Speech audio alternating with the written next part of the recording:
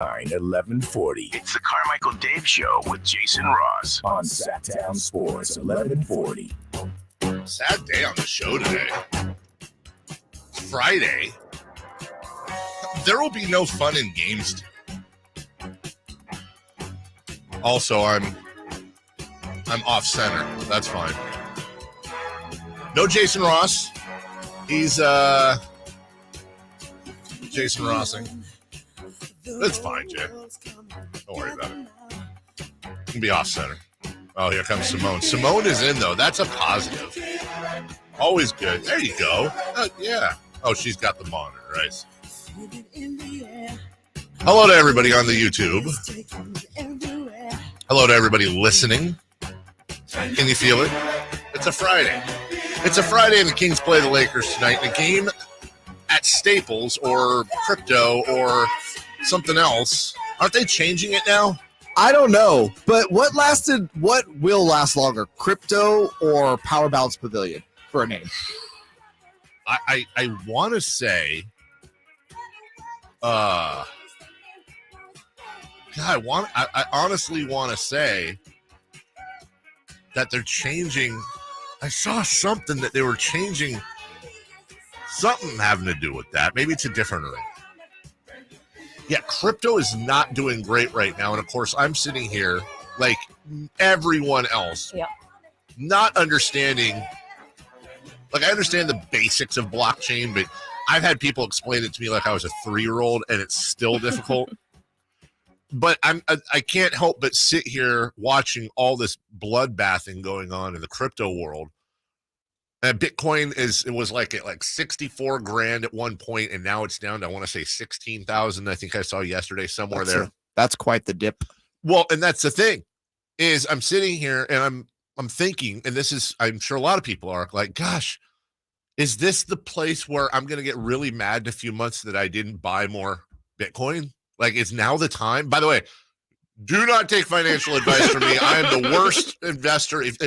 Honestly, take my financial advice by doing the opposite. I'm actually better at picking games on Friday, like legitimately. Oh, by the way, spoiler, I think you did really well last week. Is that are we being facetious? Or? No. Wow, of course I did. I want to say like you kind of went in there and you were throwing haymakers and they were connecting. It was time. We've been thinking about, we've been trying to figure out our defensive rotations. Right. Everyone wants to buy in. We have a new coach. I think we're finally starting to. Last week was basically the Kings Cavs. I think when I pushed you into those picks last week, physically pushed you. Pushed me hard, 2 hands. So I don't know. Like I this is like the ultimate thing. I don't know. Should I be buying all the Tesla and Bitcoin there is? I don't know. I hear Tesla's actually, if you have the money, which because it's not a cheap stock, like invest in it now. But but that's the thing, and that's a misconception a lot of people have. Like Tesla, I don't know what Tesla stock is. Let's say it's like $1,000. I don't know what it. I truly don't. But like, you don't have to buy a share. You can buy $20 in Tesla. Yep. You can buy it. It's just going to go up by a factor of whatever, a percentage wise. You can buy whatever you want. Yeah, Twitter, dude, this whole Twitter thing is fascinating. I would not buy stock in Twitter. No, it is absolutely fascinating right now because it really is exploding in front of us. And as much crap, and deservedly so, as Elon Musk is getting for a lot of different things, I also have to step back and go, listen, this guy, say what you want about Elon Musk, he has innovated a lot of stuff. He's the richest guy in the world, SpaceX and PayPal and Tesla. And obviously he had a team. It wasn't all him, but this guy's like a weird genius. He's like Iron Man, like how Robert Downey Jr. was without the suit. That's how I always think about it. Like he's just part nuts and goes out and does weird Elon Musk things. So part of me is like, well, I don't know. Do I really want to bet against the guy? Is this going to turn out well? I think because of the things that you listed that he's done super well, you can credit where credit's due. Right. Freaking richest guy in the world. That kind of creates a halo effect. Yeah. And pigs get fat, hogs get slaughtered. For those of us that have been on Twitter kind of since its inception, right? It's 10 plus years. Yep. Is you realize what Twitter is and who uses Twitter. Yeah. What he's doing is going to drive people away. I'm telling you now. The thing that really sucks about it is he's almost there. Like, in my opinion, as somebody who has used it since its inception, like I love Twitter. It's a cesspool and it's just lame, and I spend way too much time on it, like a lot of people do. But also, I have a kind of an emotional attachment to it. If it wasn't for Twitter, I don't think the Kings are here. It is a vital communication platform. Absolutely. And whether it's the fight for the Kings, which in retrospect, compared to, when, for example, I mean, not to get too crazy serious here, but a lot of the things that have happened in communities, whether it's what happened with George Floyd, what happened when you look at a lot of the different things that have happened. It brings a lot of awareness that wouldn't have been there. Exactly. It's a community thing. Now, sometimes that's wielded badly. Yes. But many times, Arab Spring, a lot of times throughout the world, it's been a tool for good. So I'm very attached to Twitter. And I think here's the thing. And I wish, you know what, Elon, if you're out there, call in 339-1140. He's listening on the app right now. He texted me earlier. If he were to say, because the whole thing, and I'm sorry, if you're not into Twitter, then I apologize for this segment, like I do every segment. So his thing is, okay, we're going to try to do away with the bots and the spam and all this. So Twitter is going to be $8 a month now if you want one of the check marks. And you get some other stuff with it too. But that's the big thing, because like the check mark people, the legacy checks, the verified people in news media or politicians or celebrity, whatever, that's eventually going to go away if you don't pay the $8. But the problem is now anyone can pay $8 and get a check mark. So what you've seen, for example, is verified accounts for Nintendo showing Mario giving the finger. Yeah. A verified account for Lockheed Martin, the defense contractor, saying we're going to stop selling planes and warships to bad countries or whatever. Schefter had a one that went viral where Josh McDaniels resigned or got fired. But it was from a fake fired. But it was a fake Adam Schefter account. What was I got by that one, unfortunately. Really? I didn't open it. Wait till the trade deadline. So bad, and then I had to take it down. I was like, nope. You had George W. Bush, the ex-president, and Tony Blair going back and forth. We talked about this yesterday I saw that. About the Iraq War and saying some pretty horrible things. And you see the check mark. Yeah. He's almost there, because if he were to say, listen, you're going to pay the $8 and get the verified check mark. Okay. I get $8. I personally think I get $8 a month. Like, I look at what I pay for Spotify and Netflix and all. I get $8 a month out of Twitter. However, you've got to verify the people. Right. Well, it's interesting because they have like certain accounts I've seen have now, they'll have the blue check mark, but it says official with the different They're going back, and I mean, it's literally hour by hour what they're doing. And I mean, like, verify these folks. Like when I got my verified checky thing, I had to send in a copy of my driver's license and fill out some stuff and all that. And yeah, that's a little bit invasive, but that's kind of the point. That way, if you see social media is invasive, right? I know, right? If you see an entity out there that has a check mark, then you know that person's identity is on file. Now, it doesn't need to be made public, but I like the idea, Jay, if you are verified, I'm going to use you. I'm going to use Simone. Okay. Simone, if you're on Twitter and you're verified, and you start throwing out all this crazy hate speech, or you start threatening an athlete, or you put out somebody's home ad, you do some of the terrible things we see here. Not only is your account suspended, but what does that do? You just go make another one. But now they can turn all your information over to the cops, who can now go in and they know who you are. And there's actual accountability for making and I'm not talking about if you swear at somebody or do whatever. We're not in that world. We shouldn't be. I'm talking about like legit threats of violence and horrible things. Well, I kind of like the idea. Now that's a different thing. You cut down on the bots, and it's like, oh, if these guys are verified, I know that they're the real deal. And the problem where you say, well, Dave, hold on, it's been that way. Everybody verified so far. That's how it's been done. So it has. Here's the difference. Because you're not verified, Simone, and you're not verified, Jay, and unless you're one of the chosen few, you're not verified. I wasn't one. Now everyone could get verified. Yeah, it's $8 a month. I actually think they should make it $5 a month, $4.99, make it more palatable. Because guess what? That may not seem like a lot of money, but to some people, that's a lot of money. It just is. We're all in different financial worlds, and I don't want to seem like, oh, $5 is not. No. To some people, $5 is about a half of what they're making in an hour for working an actual gallon job. of gas. I'm just right. So I'm for transparency. I'm for getting rid of the bots and the threat and the hate and the violence. But when you have like actual guys, I'm not joking about this, and I wouldn't joke about this. Jesus is verified on Twitter right now. Well, he should be. Jesus. Why wouldn't you verify Jesus? There's literally a Jesus Christ account with a verified check mark. Which it should be. Oh my God. If it's actual Jesus, How do you know it's not? I'm just going to go out on a limb and say that Jesus does not have a Twitter account. I could be wrong. He has risen. On Twitter. I mean, which if you're gonna rise, right, go on Twitter And tweet about That's exactly what you do. we notice Jesus stayed away from Facebook in the meta universe. I get it. Didn't want any part of that. Twitter, though, let's go. It's just a house of cards. It is going to blow over any day. Hey, Feels look at like the end it. of school. Nice. And this got back. What I was saying is, don't buy stock in Twitter. I would, if people are interested as to why I'm saying it, this is not Elon Musk hate. There's a lot of problems with Twitter prior to Elon Musk buying it. No problem. It's you have to understand who uses Twitter, and there's a lot of data out there who uses Twitter. Yeah, mama. If you look it up, do your own research. Yeah, be a critical thinker. Yeah, be a critical thinker. Do your own research. You will see why it's not going to work. Yeah, that's a $55 billion bet right there. That's probably worth about $30 billion right now. Your friend makes all sorts of bets like that. Not legally in California. Kings Lakers tonight. The Niners are back in action after the bye. It's a huge sports week, and Simone is in for Jason Ross, JayMarZZ, and all of you. Let's sit back, relax, hold hands, and have a wonderful show. Leading off is next. From the draft to free agency to the summer league to the games that matter the most. It's good, and it's pandemonium at Golden One Center. When it comes to the Kings, nobody has you covered like Sactown Sports, your local sports leader.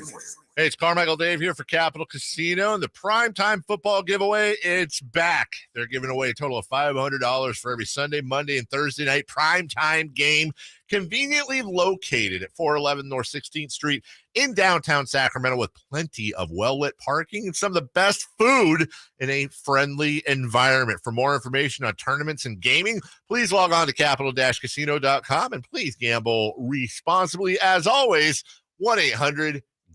The number one priority for the good folks over at American Energy is making sure you and your family are comfortable in your home for the holidays. And that's why they're giving away a free whole home HVAC system to one lucky family in the greater Sacramento area. If you know a family in need of being comfortable this winter, enter for your chance to win the American Energy Comfort Giveaway by going to the AE Way. That's the AE Way.com today. You could win a free whole home HVAC system. For the official contest rules, go to the AEWay.com. Let's do it. It's time for Leading Off. Brought to you by Lasher's Elk Grove Dodge, where for over 60 years, their name means a great deal in Elk Grove Auto Mall and online at elkgrovedodge.com. Here's cut number one. Kings will simply take the ball across the midcourt line and will dribble out the final seconds. So they started the preseason with a 30-point win in LA over the Lakers, 105-75. They end the preseason with a 133-86 victory over that Laker club, and Sacramento ends up with a 4-0 preseason mark. Yeah. 4-0, baby. So counting the preseason, the Kings are like a plus 72 over the Lakers right now. Yeah. This is, LOL, must win, in game 11. We're going to rate later the must winniness of tonight's game. I really need them to win tonight, not just because it's the Lakers, not just because they're favored down south, but because this is the type of game they have to win if they want any shot at any sort of a postseason. This is a wounded animal, literally. Mm-hmm. They're wounded. LeBron most likely will not play tonight. They stink. And the Kings have to, when you're trying to turn that culture around, you're done being the Robitussin of the NBA. Right. That's what they have to do. Yeah, and also you want to win tonight because you don't want to go into the weekend with a loss, especially to the Lakers. It's just never a fun way to start things. But I agree with you. I wouldn't even call them a wounded animal. I'm like they're a four-legged animal with a broken leg. And then to your point, they stink. They're basically a three-legged donkey. Like that's what the Lakers are right now. That's a visual. I know. Just walking around. Exactly. I'm a donkey. Yes, and the Lakers are a bunch of jackasses. Wow. Is my point. There we go. Speaking of jackass, that's the thing. I don't want to wake up Monday and come in here having lost to two of the most annoying fan bases in the NBA. And I'm actually less annoyed at Warrior fans because, at least they've gone through pain and a lot of years of crap. And there's a lot of Warrior fans around here, although I really do get so tired anytime I pick my kids up at seeing other kids in freshly pressed Warriors. Yeah, I'm gonna agree with you. Like, it's not the kids' fault, but I do want to kick their parents in the shin. Well, that's the thing. They just have, unless they have relocated from the Bay Area or their parents are lifelong Warrior fans, which they're not. Which they're not. That's just bad parenting. Yeah, I agree. Not to get personal. Way they're to teach just bad parents. Way to teach your kids about loyalty. Loyalty, right? Way to teach your kids that just get on whatever trend. Well, wait a minute. Way to teach your kids that if you see something successful and something that fails all the time, to invest your time and effort in this. Or maybe that is good parenting. Or every time you see something shiny and nice, you leave behind something without trying to improve it. I'm just telling you right now, all those kids that are wearing these Warriors jerseys, you know what their parents are telling them? Like, what? Hey, when your spouse puts on 10 pounds, leave them. Leave them. That's what they're doing. That's what they're teaching. but on the now I'm going to think about this all day, because on the contrary, me telling my kids that they need to be Kings fans through thick and thin, am I basically saying, you know what? Throughout your life, you're going to have really toxic relationships. Don't ever leave. Just suffer forever. Right. It's not toxic. No, it's not toxic. Being a Kings fan is not a toxic relationship. I love it all. here. Yeah. Yeah, it's amazing. Number 2. Cut number 2. 2nd down and 8 on the Ram 34-yard line.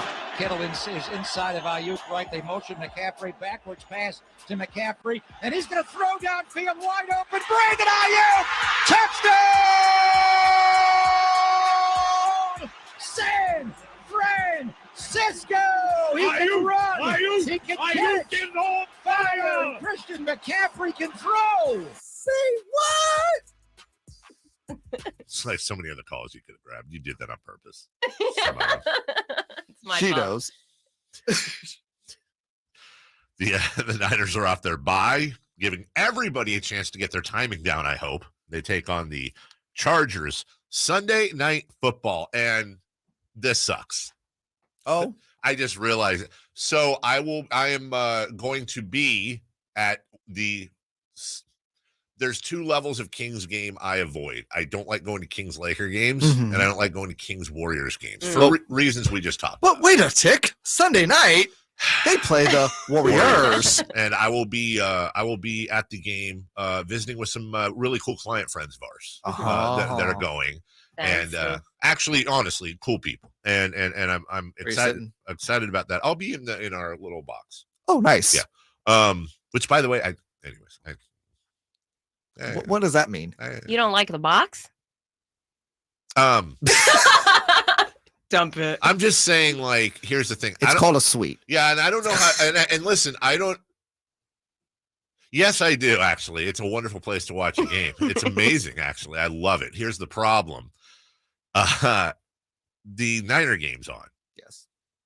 At pretty much the same time. Throw it on the TV. That's what I'm saying. There's TVs. It will be, but then you're like, Well, then you don't have to suffer through the 60% Warrior fan that's going to be in there. I think I said this yesterday. The last time I was at a Kings game when there was a Niner game on at the same time was when I was eating that brownie behind Mark Jackson. Well, we'll make sure Slamson gets up there with the Slamson cam to catch you eating whatever is in the box. Hopefully it's a hot dog this time.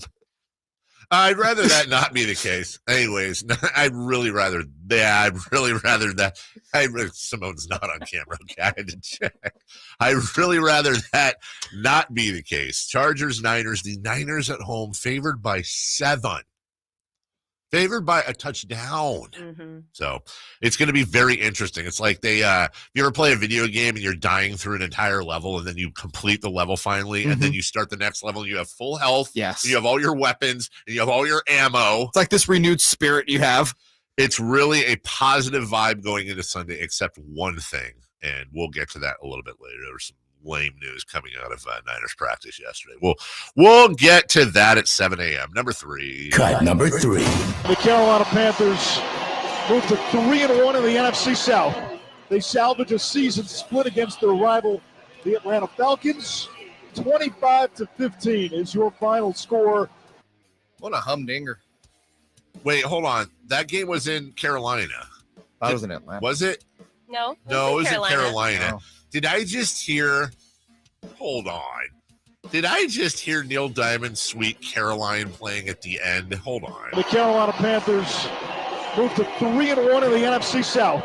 They salvage a season split against their rival, the Atlanta Falcons. 25-15 is your final score. Carolina. No. That's what they're doing. They're doing Sweet Carolina. I don't know if I love that or hate that. I feel like I love that, actually. Co-opted. Screw it. First of all, Sweet Caroline, one of the worst songs that's ever been popularized. This song's so bad. Agree on that one. As a guy who has an affinity for Neil Diamond, like back in the day, I've been to a Neil Diamond concert. It was wonderful. It really was wonderful. Sweet Caroline, It though, screams I'm good. Boston. You mean Boston like the band? No, Boston like the You're city. talking about Sweet Caroline? Yes. Yeah, well, here's the thing. I've also been to too many karaoke nights, accidentally usually, and every time somebody rolls up with either Love Shack or Sweet Caroline, Yeah. and that's where I just think about ways to just end it, because drunk people love Sweet Caroline. They just sit there and wait for the bop, bop, bop. It's so basic though as a karaoke song. Like you have literally an unlimited playlist. You're rolling that out. Yeah. Best karaoke performance I've ever seen. This is true. There's a video of it. Is Tequila. Really? Just, if you know the song, yes, I do. It's nothing but the song, and then every 5 minutes you just go Tequila, and then the song starts playing again. It was a great bit. Yeah, the best performance I've ever seen is myself. With Ice Ice Baby. Nice. You know what? Literally, not any part of me is surprised. Running Man included. Oh God. I did the Never Ending Story. It No, bombed. you did not. It bombed. It bombed. What a great song to do. No one had our back. Turn around. Yeah, it's one of the greatest songs of all time. It is one of the greatest songs. Devastated. You remember Devastated. what's the name of the band? Lamille. Something like that. Yeah. I don't know. I was going to do it. Don't ask me. The Niners have a ton of weapons, getting healthy. Can even Jimmy Garoppolo screw that up? We're back after this. The Kings head to L.A. for a Friday night matchup with LeBron and the Lakers. Fox free throw line jumper. He scores again. The action starts at 6 p.m. with Game Night on your local sports leader. Sactown Sports. My daughter is in middle school, which means my car has to put up with, well, girls opening the door when their nail polish isn't quite dry, or soccer kids kicking the door shut with muddy cleats, or when their school crush shakes up a soda and opens it right in front of my bumper. So you can expect my car to look a mess, but I defy expectations.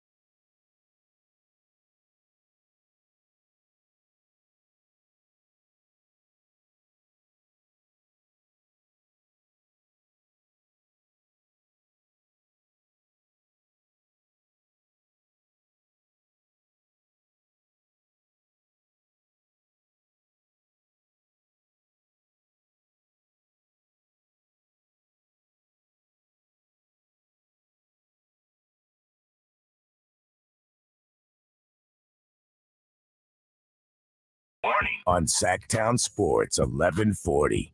Midway through practice yesterday, Jason Verrett went straight to the ground, reached for his leg, and all the positives going into this weekend came to a screeching halt because everybody feared the worst, although they didn't know what the worst would. Well, I guess the worst is, okay, there's worse things than tearing your Achilles, but in a football sense, that's about as bad as it gets. George Kittle said, quote, "There hasn't been a quietness over a football field I've been around like that in a long time. It just kind of sucks your soul out a little bit." And the fear became a reality yesterday when the Niners confirmed Verrett had torn his Achilles and will be out for the rest of the season and almost certainly will miss part of next season should he choose to continue his career, and that's his obvious choice. He had worked his way back. He tore his ACL back in September of 21. Week one against the Chargers. And now he will miss not only this entire season, he will miss some or all of next season. And that stinks because not only is he a very good player, but he is also incredibly popular. He is a leader on the team. And now Deommodore Lenoir, Charvarius Ward, a lot of these guys are really going to have to step up. And we'll talk to Greg Papa about this. On one hand, and I mean this with all the love in the world for Jason Verrett, it's tough to look at this as a loss for the Niners because they haven't had Jason Verrett, but you just had a potential huge gain disappear, manna from heaven type of thing. And that was it, and this team has gambled on injury prone players in the past, and Verrett was one of those gambles. In 2020, the gamble paid off, right? Because, he had basically gone, from 2016 to 2019, I don't think he played more than 6 games. It was crazy. Yeah, it was. So 2020, it's like, okay, we'll just take a chance. Wild card ended up being really good. Played in 13 to 16 games. And it's like, all right, week 1 happens last year. And it's like, okay, same old story. And we've been hearing about this for weeks. Jason Verrett's activated from the PUP. They're just slowly taking their time to reacclimate him in practice. Right. And this was supposed to be the week that everything worked out. And especially with Emmanuel Mosley gone for the year, to your point, Jason Verrett was going to be a huge addition, one way or the other, right? Yes. And now it's gone. And you have to feel for him as a guy who's worked so hard to overcome so many injuries. Remember, this guy was a Pro Bowler in his second season. Like, there was Jason Verrett, there was large expectations for him to be a star in this league. It's terrible. He's 31. Yeah. And he'll be 32 before next season starts, and he'll possibly be 33 before he's ready. This may very well be the end of the road for Jason Verrett as an NFL football player, because you're already getting into the part of your career that father time catches up. Right. And you also have to remember coming off an ACL and then coming off of an Achilles, and now you're trying to do the speed and the cut and all the quick twitch that you need to play that position. I would be rather shocked if Jason Verrett ever played a football game again. I hope he does, but man, that's tough. Yeah. And just to further underline before we move on here, why Jason Verrett's a better human than any of us. He went on Instagram yesterday and posted this. I'll take the bad words out. This life stuff is crazy sometimes, especially when it's out of your control. But one thing for sure, those who know me, I'm going to always stand in the paint and face this stuff head first. Chin up, chest out, always. Some people won't understand your assignment, but at the same time, they weren't given your work. I am who I am. Who I'm not, I'll never be. What's for me won't miss me as long as I'm staying true to me. Forever blessed. And I just know this from my own point of view because I'm not the human being he is. If all that happened to me, my Instagram post would be something like, there is no God. Everybody sucks. I hate all of you. Life is stupid, and middle fingers. Yeah. Period. And Verrett has a lot of perspective on this, obviously, for the reasons we listed below. And I agree with you. I don't think we'll see him play another NFL game. Even if he does try to come back, coming back from those injuries and trying to latch onto a Yeah. roster at some point is going like it will be insanely difficult. I hope. So, I don't know him well enough to know this, but based on his leadership skills, based on his obvious high football IQ, based on the fact that it seems like when he was able to play, he maximized his talent. This is one of those times where if I'm Jed York, I go over to Jason's house, I sit down with him, and I say, hey, listen, I've talked to the coaching staff, just so you know, you do what you want. We're behind you 100%. But should this be the end of the road, we've got a spot for you on next year's coaching staff. right. And that might be it. That might be his blessing in disguise. Yeah. Maybe he really will come out and be a great coach, and that is really what he is. I don't mean to get too spiritual here, Right, obviously, right. but again, that might be his road. And I hope for him, and if that is something he does want to do, that is the road, and that road leads to a very promising, place. Well, I do know a lot of people that are very spiritual and they do walk the path, and that's Mhm. something I've not been blessed with, but I can tell you one of the things I always hear from them is that your plan is never as good as his plan. Correct. And Jason seems like the type of person that believes in that. I 100% agree. And good for him. So we wish nothing but the best for Jason and his family. And if this is the end of the road for him, and it's something he wants to do, by the way, maybe he wants to go do something else, but if it's something he wants to do, love to see him on the sidelines, and I'd love to see him running a team someday. Yeah. Which would be, maybe now it's on to his next bigger and better career. That aside, it's all good news for the Niners. Obviously, that was a huge blow, but they've got a lot of folks coming back, including Deebo Samuel, including Kyle Juszczyk, including Elijah Mitchell. There's a lot of pieces coming back. All signs are pointing to, including the line having them favored by a touchdown, all signs are pointing to them beating the Chargers. I think if they come out and just roll the Chargers, spirits are going to be at an all-time high for Niners and Niner fans. But now all of a sudden, and this is the Niner fan in me, I'm looking at this as like, oh my God, is this a trap game? Like, just please. The Chargers are a good football team. They are a good football team, and they have weapons. Now they've got less weapons. They've got a lot of injuries on the wide receiver and a lot of things going on there. Herbert's been banged up all year. Also, Bosa versus Bosa, sort of. That I know, but a chance there. I hope they go in with the mindset of, this is a must-win game. We have to blow these guys out. We're already down 35-0 before the game even starts, and we need to I want 52-3. Sure. That's I would like them to win 52-3.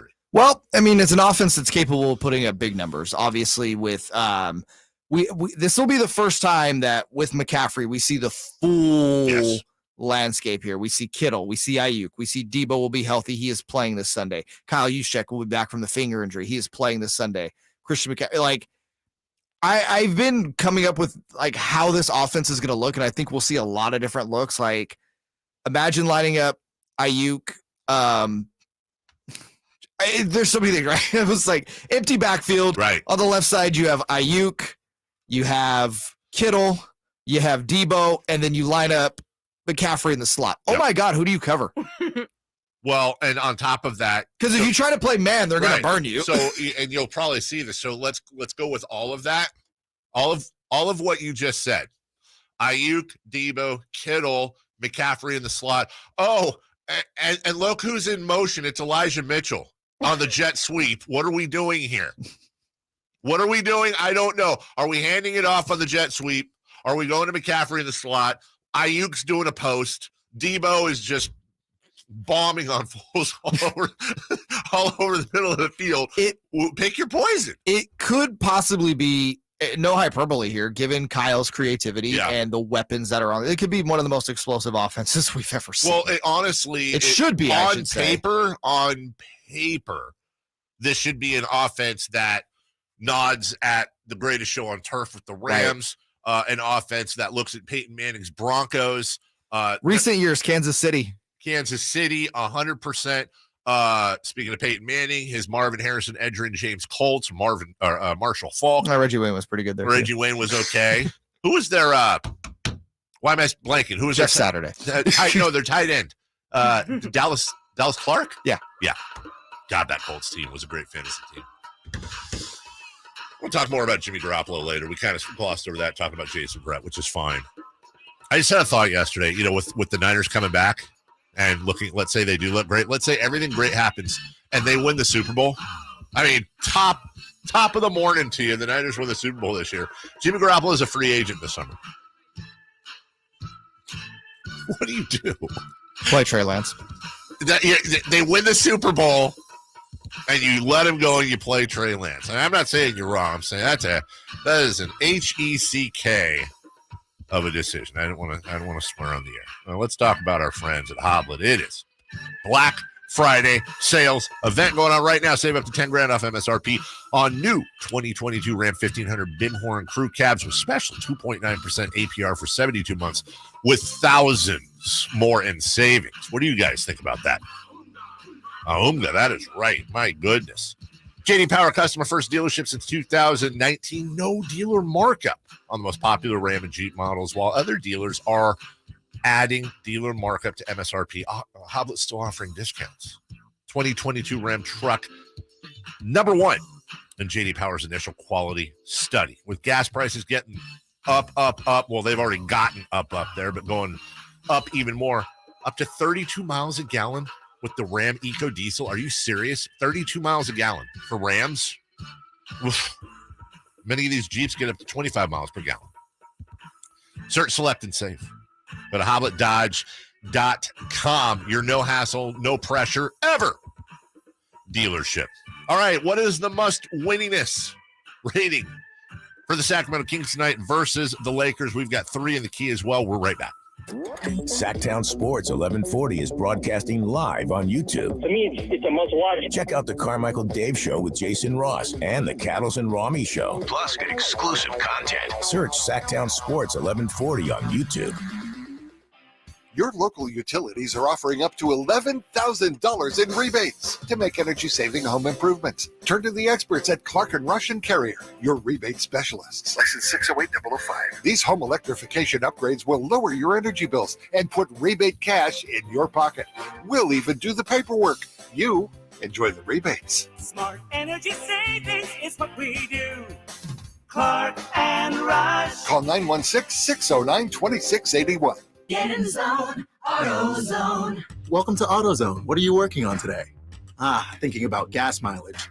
You know, changing your oil with a full synthetic oil like Mobil 1 can help your engine get more miles. Right now, you can get 5 quarts with an STP extended life oil filter for only $37.99. Get everything you need for better fuel efficiency at any of our 6,200 stores or on AutoZone.com. Get in the zone, AutoZone. Restrictions apply. At the United States Postal Service, we're here to deliver fast and reliable service to help you get holiday ready. We offer free package pickup and deliver free shipping supplies to your address. So whether you're in Garland, Texas, Rudolph, Wisconsin, or anywhere in between, we're making it easier for you to spread festive cheer this holiday season. USPS, delivering for America. For all your holiday needs, including info about free shipping supplies, free package pickup availability, and restrictions, go to USPS.com/holidays. Without the ones like you, who work tirelessly to keep things running, everything would suddenly stop. Hospitals, factories, schools, and power plants, they all depend on you. No matter the weather, emergency, or time of day, you're the ones who get it done. At Grainger, we're here for you 24/7 with supplies and solutions for every industry and access to product specialists ready to help. Call, click Grainger.com, or just stop by. Grainger, for the ones who get it done. I'm in the great outdoors doing a little Dodge watching with Vince Bloom, the big guy at Lasher's Elk Grove Dodge. Would you look at that? You know, those are some pretty high-powered binoculars you got there, Vince. Yeah, I use them to spot all the Lasher license plates out there. Well, there's bound to be a lot because, I mean, you are the big guy after all, and the big guy's known for making great deals on new Ram 1500 Bighorns and Longhorns, Tradesmen and Laramies, crew cabs and quad cabs, 4x4s and 4x2s. I know. Hold on. I see another one. Another what? Looked like it might have been a new Dodge Challenger. I think so. Or a new Dodge Charger. Elk Grove Dodge sells a ton of those, you know. And new Durangos, Chrysler Pacificas, Jeep Cherokees, and the new Grand Cherokee, Jeep Compass, Gladiators, and Wranglers, and the all-new Wagoneer. I've heard Elk Grove Dodge has great deals on those, too. Oh, he's taking off. Oh, I'm sorry. You lose him? Oh, no. Just another happy customer migrating back to Elk Grove Dodge. No surprise there, because for over 40 years, the name Lasher means a great deal. Only at Lasher's Elk Grove Dodge, and the Elk Grove Auto Mall, and online at elkgrovedodge.com. Well, they've been here for a combined 50 years. Hey! The Carmichael Dave Show with Jason Ross on Sactown Sports 1140. What's this song? Friday, I'm in love. You know why? It's Friday. Are you in love? Yeah. Yeah? You can say So that. sweet. Oh, so neat. See, we don't have Friday fun and games. We have a lot of love. With Friday, I'm in love. What is that like? Love? Yeah. Intoxicating. You know, you can't spell intoxicating without toxic. Right? Welcome back, 1-800-920-1140. And can't have an intoxicating experience without feeling sick. That is a great point right there. Speaking of toxic relationships, the Sacramento Kings Well done. take on the Los Angeles Lakers tonight. Coming up later on in the show, we're going to talk about a guy in Brooklyn who writes about jerseys that decided to go off and insult the entire city and fan base of Sacramento, which normally we would ignore, but I'm good with being insulted myself. I don't like the rest of the people being. When you say we, yeah, there is no world where this fan base gets disrespected, especially from an outsider. Royal we.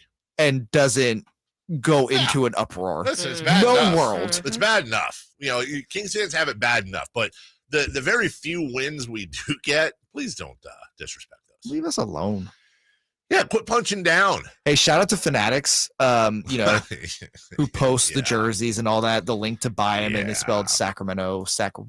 Yeah, with an E. Yeah, good luck. I mean, with 2 E's. All right, so Kings are favored by 3.5 down in LA, which is weird. They seemingly have the advantage in just about every facet. Obviously, Anthony Davis is still very good, but shockingly is hurting, and who knows what percent he's at. Here's the bottom line. The Lakers are not in the same vicinity of a team, especially without LeBron James, which he will not play tonight. They're not in the same vicinity as the Cleveland Cavaliers. No. They're nowhere near as good. And even though the game is in Los Angeles, last I checked, still a 10-foot tall rim. Mm-hmm. The margins are still the same distance, 3-point line, free throw. It's the same. The only difference is the fans don't pay attention. That's exactly correct. It's going to be weird because you have fans that are, busy taking selfies and eating edamame or whatever they serve there. There's nothing wrong with edamame. I'm just saying. It's just not basketball. No, it is not. The Lakers are 2-9. 2-9. The only team better than they, or worse than they, I should say, the Houston Rockets. It has to be a victory for the Kings. You do that, now you've won 5 of 7 after starting 0-4, knowing that both of those losses in that streak were in part due to overturnable, terrible calls that were later said so by the NBA, as we well know. And you go into the Warriors game on Sunday at Golden One. It will be a wild scene at Golden One. You're going to have, Kings fans there going crazy. You're going to have Warrior fans with their bandwagons waving everywhere. It's going to be nuts. And there's still a really bad taste in the mouth of Kings players and Kings fans from the Kevin Huerter non-call a few nights back. By the way, you don't see the Warriors again until the second last game of the season in April. Yeah, yes. So they're going to want a little bit of revenge there. And listen, just looking ahead, which I don't want to, you do that. Now you've won 6 of 8. It's a whole new world. And I would say that positivity in this town and optimism in this town would be as unmatched as it's been in the last decade. And that's we talked about that yesterday. Whereas this is what this Kings team has to do. They have to have more winning 6 of 8 than losing 7 straight. That's correct. Going back to tonight's game specifically, though, and we talked about the must-winniness of this game, and you laid out a pretty good case, in my opinion, as to why this is a must-win. But to kind of put a bow on it, to really show that this team is different, and right now the early feeling is they are, right? They take punches, but they punch backwards. They would take punches the previous seasons and would just fall over, keel over, and die. Correct. This is the type of game where we have broken down in this very manner the last few seasons.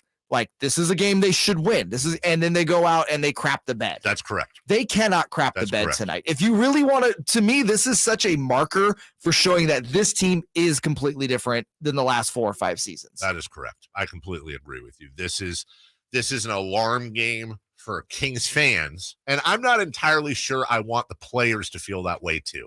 I want the players to get to the point where they go down, yeah, you know what, we're a better team. We're just going to take care of business and not really let all that crap into their head. But for us, for fans, it's in our head. And it can't be, we're a better team, we're going to lay back. Because that's what it ends up being.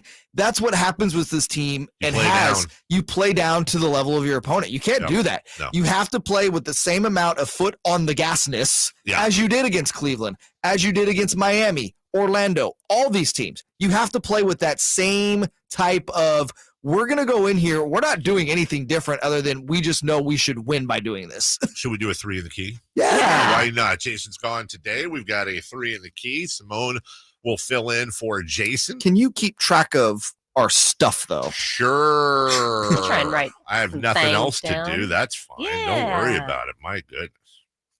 Just kidding. I really can't. I have nothing else. We ready? Yes. Ready? Yeah. So ready? All right. Talk to me about De'Aaron Fox steals tonight. Fox steals. I'll go 2. I'll go 3. I'll go 4. Wow. All right. Talk to me about points for the Kings bench. Go ahead, Jay. Jay, lead us off. Kings bench is going to get off tonight. Kings bench is going to get 46 points. Wow. Okay. Someone started drinking early. Go ahead. Is it me or you? Yes, it's you. Go ahead. I'm gonna say I'll say 27. I'll do really? 32. 32. Okay. Okay, we're all in there. All right, number 3 in the key. And since we're going down to La La Land, how many celebrity sightings are we going to see? Okay, at the game? I saw this question, and this is, you know me. Listen, this is. He spent 30 minutes prepping this. I really did because I can now. I'm going to during the game. By the way, I'm doing the post game tonight. Make sure you tune in. Sactown Nice. Sports YouTube, our Twitter account, all that. I'll be doing the post game from the house. What constitutes a celebrity? Somebody that is worthy of the camera and the broadcast bringing up. Yeah, and they bring up their name, where they're from. So does the broadcast have to bring them up for it to be a sighting? Yes. Okay, because that changes things. I will say 2. I'm going 5. See, the key is that them acknowledging it. I am going with a big fat 0. Yeah, and you're probably right. You're probably right. Because you know why? No one wants to go watch Friday the night. Lakers. Right. Yeah, that's true. They've all sold their tickets. Right. The day that we have like Lance Woods and Dusty Baker down there as the celebrities buying up their ticket, right, is a good day. Oh, that Not has even Jack. Is Jack still? Does Jack go to games anymore? I don't know. I think maybe not a COVID thing anymore. Yeah, Well, I feel. I mean, Jack's got to be approaching 90 now, right? He's definitely mid to late 80s. Coming up on 80s. celebrity birthdays. Oh, I'm just right. kidding. Yeah, and here's the question I always like to ask in this case: is Jimmy Goldstein considered a celebrity? Nah. For those of you who don't know, hat, weird looking dude, long gray hair at every Lakers game. One of the weirdest looking. Just described half of Los Angeles. He used to own the Scarface house in real life. I mean, the dude's richer than rich. Yeah, I guess. I mean, he's an LA celebrity. Put it that way. Hell of a nice guy. He's been up here many times. All right. But if the Lakers are on national TV and they bring him up, like Ethel in Kentucky has no idea. By the way, Jack Nicholson is 85. Thank you, Brent. We will take a break. When we come back, let's take a look for realsies at the Niner Charger preview. And I'm going to ask you my Jimmy Garoppolo question. Seriously, if they win the Super Bowl, I know it's behind this guy, but if they do, what are you doing with the free agent in the offseason? Let's look ahead irresponsibly, as well as look ahead to Sunday night's game. We'll do that next. Get your 49ers fix every week with the Return of the Empire podcast, featuring JayMarZZ and 49ers insider Emil Fergoso. Let's go Niners! At SactownSports.com. Your local sports leader. Hi, this is Joe Cordell with the law firm Cordell & Cordell. Divorce can be complicated, especially if children are involved. If you're a father and want to protect your role in your children's lives, remember Cordell & Cordell. We've helped men with matters like these for 30 years, and we'd love to help you. Contact Cordell & Cordell to schedule an appointment with one of our firm's Sacramento area attorneys, a partner men can count on. 500 Capitol Mall, Suite 2060, Sacramento, California, 95814. Online at CordellCordell.com. Stay in front of him. Feet. No fouls. Okay, take a break. Hi, Doug Christie here for the Good Feet store asking, how much do you rely on your feet? A little? A lot? Probably more than that. If you're like most people, you know that when your feet are hurting, your life kind of stinks. There are lots of treatment options that promise relief but will disappoint. The Good Feet store makes over 300 styles, sizes, and flexibilities of arch supports. Why so many? Because to get serious pain relief, you need a precise fit that's matched to your foot, gait, and lifestyle. To make sure you get the pain-relieving pair that's just right for you, Good Feet has an arch support specialist at every Good Feet location to give customers a free personalized arch support fitting and test walk. Experience for yourself the unmatched comfort, balance, and support of Good Feet arch supports. The Good Feet store in Sacramento, Roseville, Stockton, and Modesto. Online at goodfeet.com. 1 day per week watering began November 1st. Reducing your outdoor watering or turning off your sprinklers for the season will save water during the drought. Learn more at cityofsacramento.org/drought. There's a place where actions speak louder. Jackpots echo throughout. And the thrill of it all is thunderous. Thunder Valley Casino Resort, where more than 3,000 slots, 100 table games, all new bingo and poker rooms blend with award-winning dining. And AAA 4-diamond luxury. Winning big makes a sound all its own. Thunder Valley Casino Resort. Live out loud. Gambling problem? Call 800-522-4700. When it's time to service your vehicle, experience matters. Trust the experts at Folsom Lake Honda. We understand how important it is to have a safe and reliable vehicle, and our highly trained technicians will get the job done right the first time. Check engine light on? We'll check it for free. Need an oil change? Our express service will have you in and out fast. Come in or schedule your service online today. Folsom Lake Honda, yeah, your one-stop Honda shop.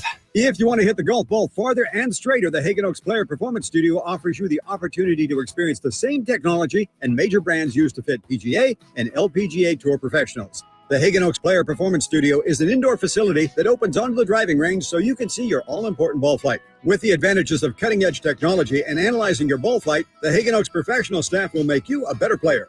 Hagen Oaks Player Performance Studio, Fulton Avenue at Cap City Freeway, or call 916-808-2531. That's 808-2531 for longer, straighter drives. The number one priority for the good folks over at American Energy is making sure you and your family are comfortable in your home for the holidays. And that's why they're giving away a free whole home HVAC system to one lucky family in the greater Sacramento area. If you know a family in need of being comfortable this winter, enter for your chance to win the American Energy Comfort Giveaway by going to the AE Way. That's the AEWay.com today. You could win a free whole home HVAC system. For the official contest rules, go to the AEWay.com. Golf to Go is brought to you by the Hagen Oaks Golf Super Shop. Here's Frank LaRosa. Golf Digest Guy Yoakum compiled 10 things we learned from Arnold Palmer on and off the course. First, invent a system and own it. Arnie described it as a whole way of playing.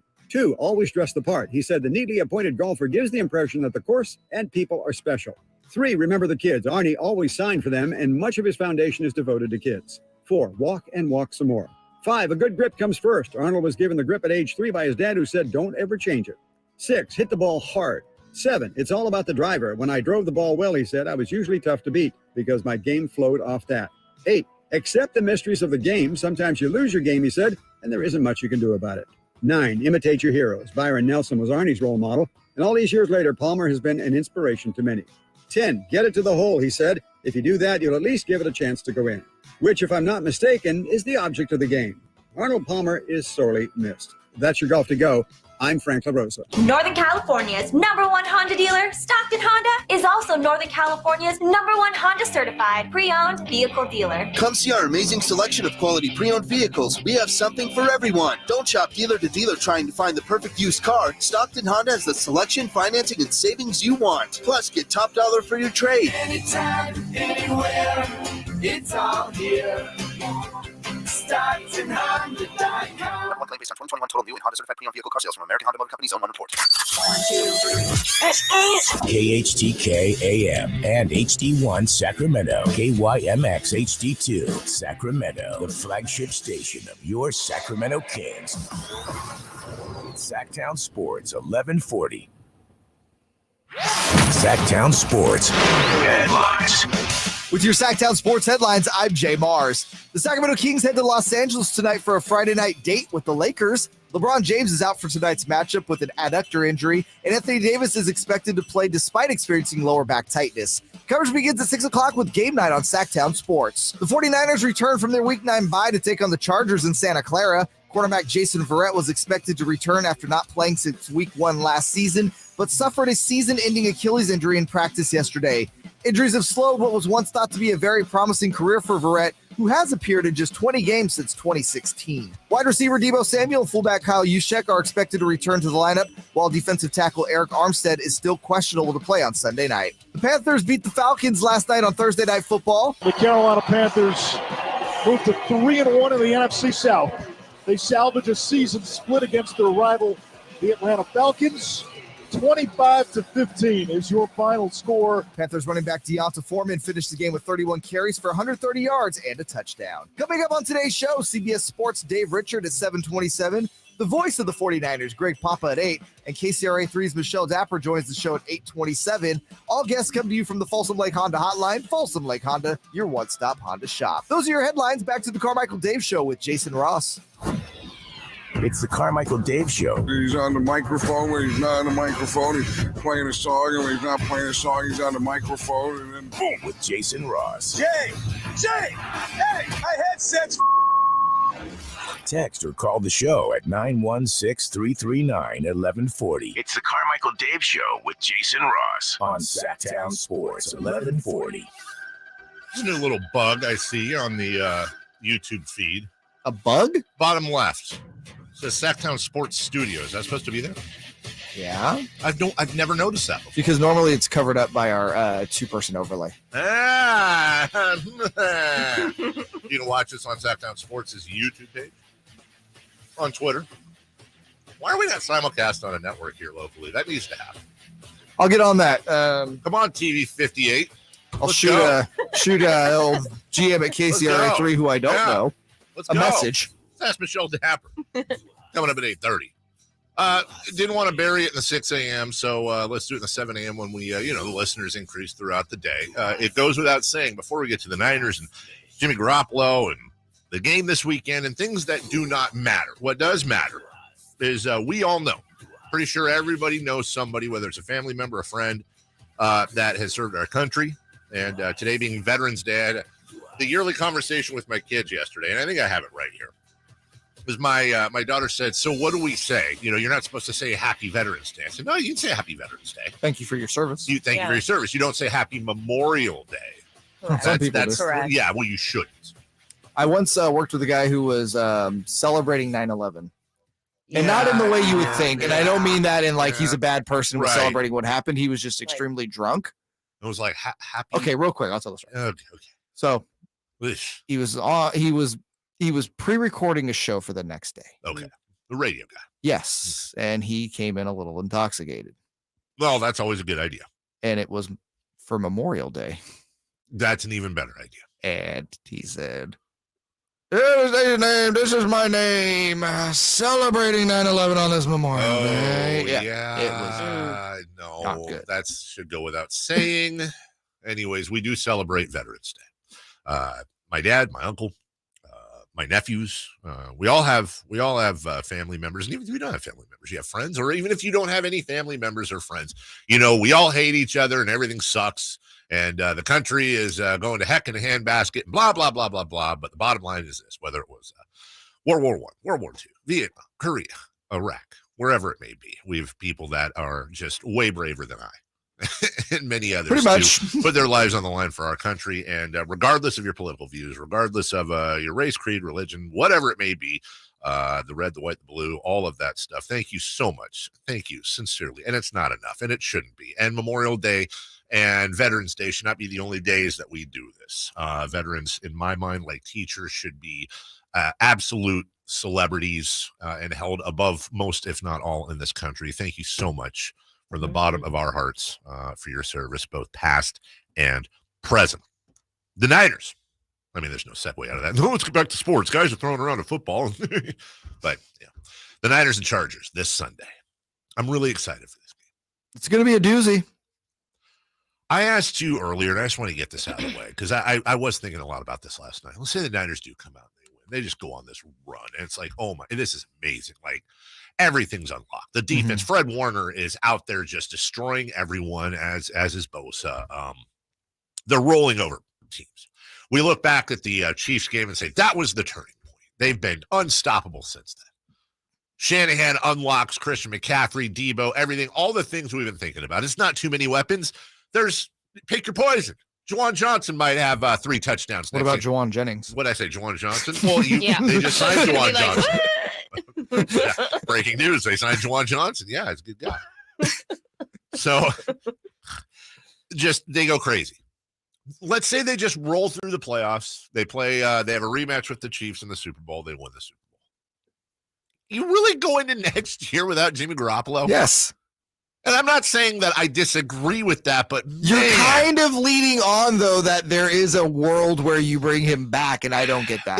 It's one thing if you're. And by the way, this is getting way ahead of yourself. Segment brought to you by insert sponsor. I get it, but it's not like Aaron Rodgers or Tom Brady or whoever, even Derek Carr, is the one that's injured. It's Trey Lance, who is as unknown a commodity as possible. It's just a no-brainer. I mean, I'm asking, it's no-brainer. It's literally a no-brainer. See you later, Jimmy. Thank you for your service. Thank you for put it this way.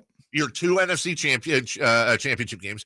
Thank you for your 1 NFC championship, or 2, I guess it would be. Thank you for your Super Bowl ring. Sorry, we're like 97-13 with you, but take care. Yeah, again, and I love when people bring up his win-loss record because it completely lacks context, but hey. It does. It's one of the worst arguments people make in sports. Jimmy Garoppolo has this many wins versus this many losses. Okay. Or Jimmy Garoppolo, look at his passer rating. Okay.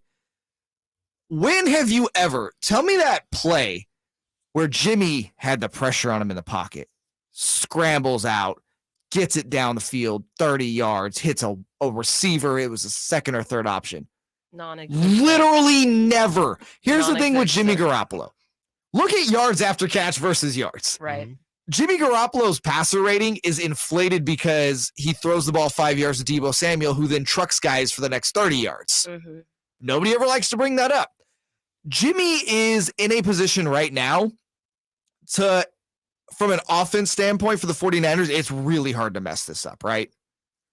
Like really hard. Jimmy Garoppolo, we've always said, is an average NFL quarterback. I think an average NFL quarterback with these weapons, the guys he has like Debo, the guys he has like McCaffrey that get so many yards after the catch, that makes so many things happen when you get them the ball 5 yards out. Unless he is completely missing guys, it is even impossible for him, I feel like, to mess this up. That kind of goes against the whole the quarterback is the most important position in all of sports. It is the most important position, but when you literally surround that position with the stars that it is, it takes a backdrop. Like, think about we always use this example. It's the, 2001 Ravens, 2002 Buccaneers, Sure. you know, Trent Dilfer, Brad Johnson are your quarterbacks. Yeah. The defenses were so good, it to your point, it took away from the argument of most important position. Jim McMahon, Doug Williams, Joe Flacco. When you have other things that are that devastating around you, you can minimize the importance of the position. It's just, I mean, there's several, like you just gave more evidence to that. I gave more evidence of average quarterbacks that have won Super Bowls. Correct. And Jimmy Garoppolo is an average quarterback that has a great potential to win a Super Bowl because of the weapons he has on offense, combined with, if healthy, a devastating defense. I'm not in any way trying to plead a case that a better quarterback, if they put Patrick Mahomes in there, they'll probably, no, of course, that goes without saying. I think my big question is the devil you know. Mm-hmm. And because specifically it's Trey Lance, who we all see the ceiling, I think. But you're going to go from a guy, so late, we got to move on. You're going to go from a guy that in this scenario will have a Super Bowl ring, 2 NFC championships, and an NFC game appearance in 4 years to an absolutely unknown commodity coming off an injury. Yeah. Is there a third, and then we'll wrap it up this way. Is there a third option where you go out and you grab yourself a mid-tier quarterback in free agency 100%. that's better than Jimmy Garoppolo, but is willing to allow is basically the Trey Lance relief pitcher. They don't even necessarily have to be better than Jimmy Garoppolo. They just have to be a guy that if, again, you plug them in with those weapons, it's going to be really hard for them to fail. I'll give you an example, okay? Because I think he'll be done in Carolina after this year. Baker Mayfield's a free agent. You can get him for super cheap as your backup. You do that, right? Yeah, except that we just watched Baker Mayfield headbutting the entire game without a helmet on, dude.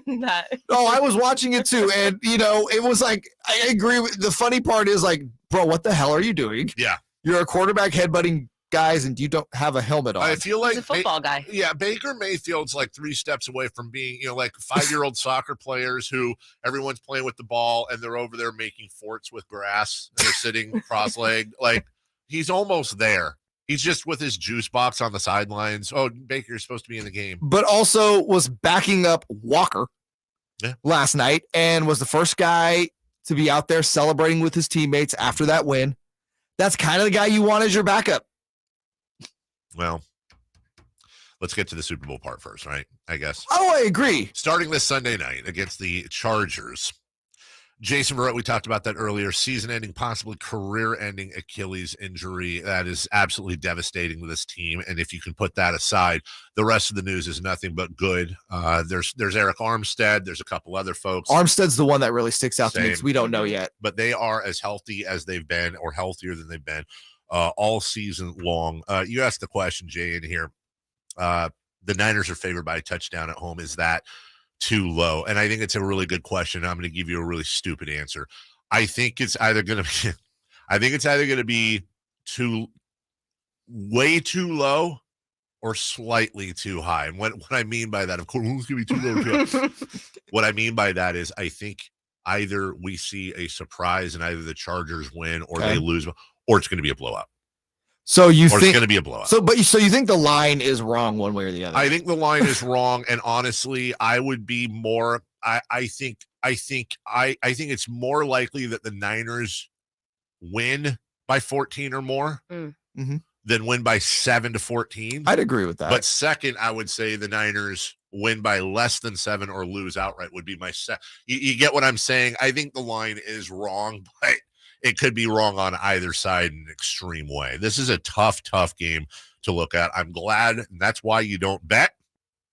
1-800-GAMBLER. We have no break here. We're going to go straight to 3 for madness. I'm just going to tell you real quick about my friend Shelby at refinancewithshelby.com. He was on the air with us earlier. Earlier this week he came on, and it's something that's really, really stuck in my head. Whether you're looking to purchase your primary residence, or whether you're looking to get an investment property. I'd like to have a ton of money and be able to buy investment properties. I don't, but there's people out there that either do. Maybe you just came into inheritance. Maybe you have some money that you want to pull out of the markets and you want to reinvest. I don't know. I'm not a financial advisor. What he said that stuck out in my head is right now with rates so high, the market is slowing down. My wife works in the business as well at another mortgage company, and I hear all the time just the shellacking these folks are taking in the market. Well, that means, as Shelby said, there's going to be major opportunities there. You're going to be able, for the first time in years, to make offers on houses below asking price. And there's people out there, you just got to find the value, that are desperate for one reason or the other that need to sell their houses. Now, if you were able to combine that with Shelby's Equity Builder program, which gives first-time home buyers a head start on immediate equity with the 10% loan. Now, how does a loan give you a head start? Well, $450,000 house, $45,000 loan. You live in that house for 5 years as your primary. That loan is forgiven. So there are conceivable scenarios where you go into a home and you buy it for below market value, plus you get that 10%. Oh my goodness gracious, talk about a great way to start your equity out. And that's what Shelby does. He helps you find the value. He doesn't just push the paperwork. He's local, lives in this market. Kids go to school with your kids. That means you got to have a reputation to uphold. RefinanceWithShelby.com. That's RefinanceWithShelby.com. NMLS number 279051. BRA number 01864354. 3 for madness right now. 3 questions, 3 answers. It's 3 for madness on the Carmichael Dave Show with Jason Ross. Question 1. Jason Ross off today. Simone in along with JayMarZZ. Yeah. Hey, listen, want to let you know in just about 15 minutes, Dave Richards, CBS Sports, he's going to join us locking your fantasy teams as we get into the second half. It's not just the Niners looking to do well and steamroll towards the playoffs. It's your fantasy teams as well. So get your questions ready to go. Greg Papa, the voice of the Niners at 8 a.m. Michelle Dapper, as we continue to fail at making NFL picks at 8:30. Again, teaser. All right. I don't think we can call him a failure, him being Carmichael Dave. Wow. Or should you? It's very hurtful. All right. Simone, question 1. Question 1. It's Friday night and It the is. Kings and Lakers are playing. What does that meal look like for you guys? For this game, what's special? What's going on at the David of Carmichael household? It's a good question. I have it is an open food night. We do not have it menued. And I will be grabbing food on the way home today. Now, generally for this stuff, there's rules here. You don't want to do anything too intricate. You want to watch the game. So you don't want to do anything crazy. At the same time, I want to do something kind of fun. I want to do something the kids will enjoy. Okay. I think I'm going to do something I have not done in a long, long time. Something that used to be very popular in the 70s. I think I'm going to do fondue for the kiddos. I did that this week. I think I'm going to do fondue. We haven't done that in a long, long time. Delightful. Yeah. Cheese or chocolate? No, cheese. I mean, not there's anything wrong with chocolate, but we're talking dinner here. We're going to have all kinds of cubed sourdough bread. We'll have the little stabby fork things, and we'll do. There's a thing I do with it's cheese. It's sausage. I use a couple cans of Rotel. If you don't know what that is, kind of a spicy tomato pepper dish, whatever. Mix it all together into a big giant soupy sort of thick thing, and you just dip and dip and dip. Have you done Have you done fondue with the mother-in-law? No. So there should be an experience. No, because there's 5 words I've gotten very used to in the last month and a half. I don't care for that, so I just do what I do, and good Lord willing, I can help the ball club. All right. What are you doing? So Friday night usually a takeout night, but I think we're gonna stay in tonight with the food option. It is my night to request cooking from the significant other. We usually split cooking duties. So and she is Nicaraguan. Very good. Thank you. So you have, and that's a wonderful cuisine. Yes. So you can ask for something that's OG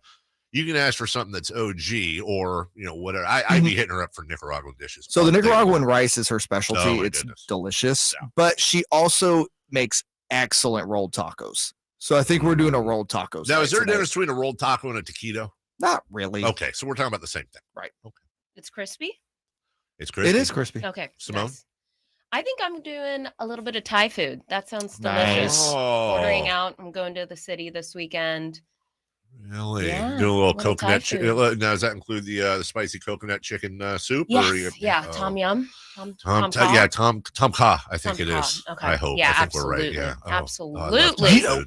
I love Thai food too. It's one of those things that it's like I don't crave, but when we do eat it, it's like, why wasn't I craving this? This is delicious. I'm gonna say that Thai food, you have to be I personally have to be very careful. Thai food and Indian food are very similar to me. I love them. I literally am in love. Like I would marry both of those Wow, cuisines. that's fun. However, if I choose poorly, I'm gonna have a rough morning.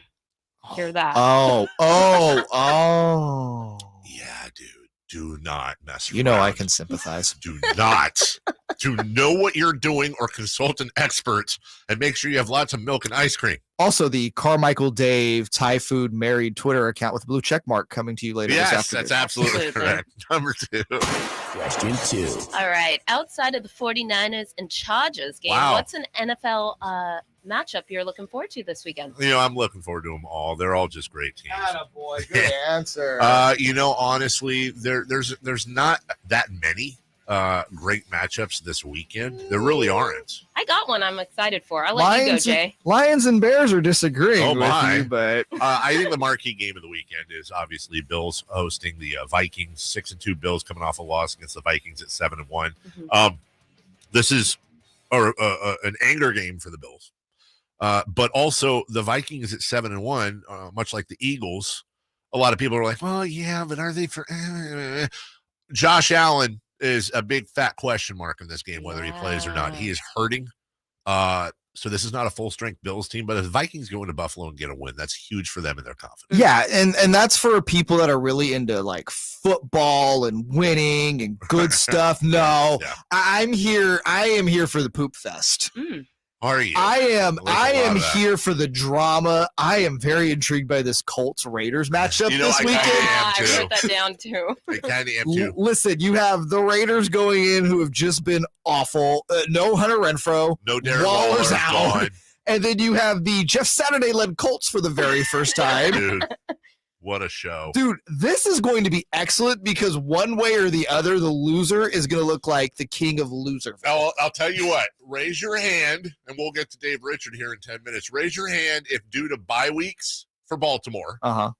Raise your hand if you have Derek Carr and the Raiders defense going this weekend. Oh, no. Yeah. Attaboy. Yeah. Okay.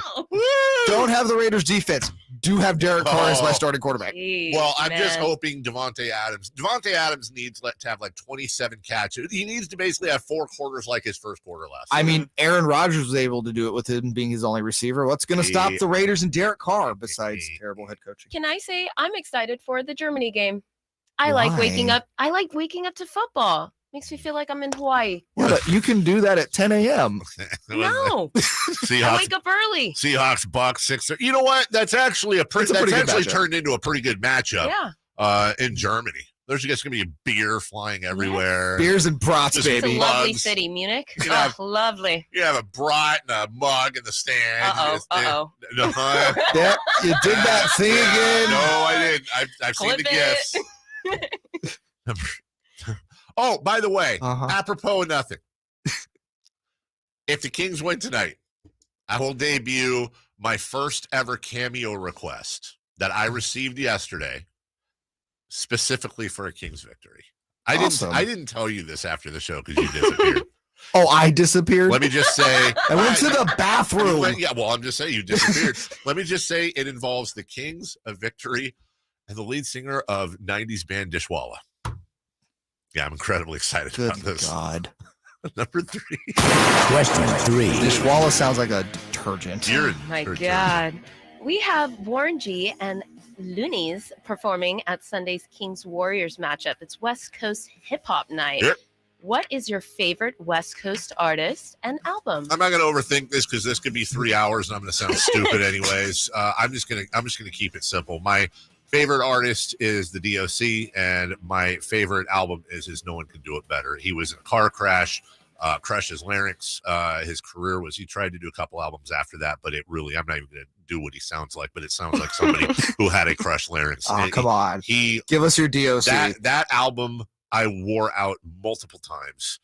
Cover to cover, it is phenomenal. It was in Dave's Teddy Rupskin, actually. And, you could, heck yeah, it was. And, I mean, I should probably say Straight Outta Compton. I should probably say something that, Doggy Style, all that. But the DOC always had and will have a place in my heart. So I'll go with that. I'm going to say artist is Pac. I know that's kind of an easy answer, but Well, you didn't even say Tupac. You just said Pac. Pac. Should I have said Machiavelli? Would that have made it better? If I would have went Machiavelli, how many people would actually understand what I'm talking about? Oh, I would. I would too. I know you guys would because you're hip hop aficionados. That's true. Favorite album, E40's In a Major Way. Yeah.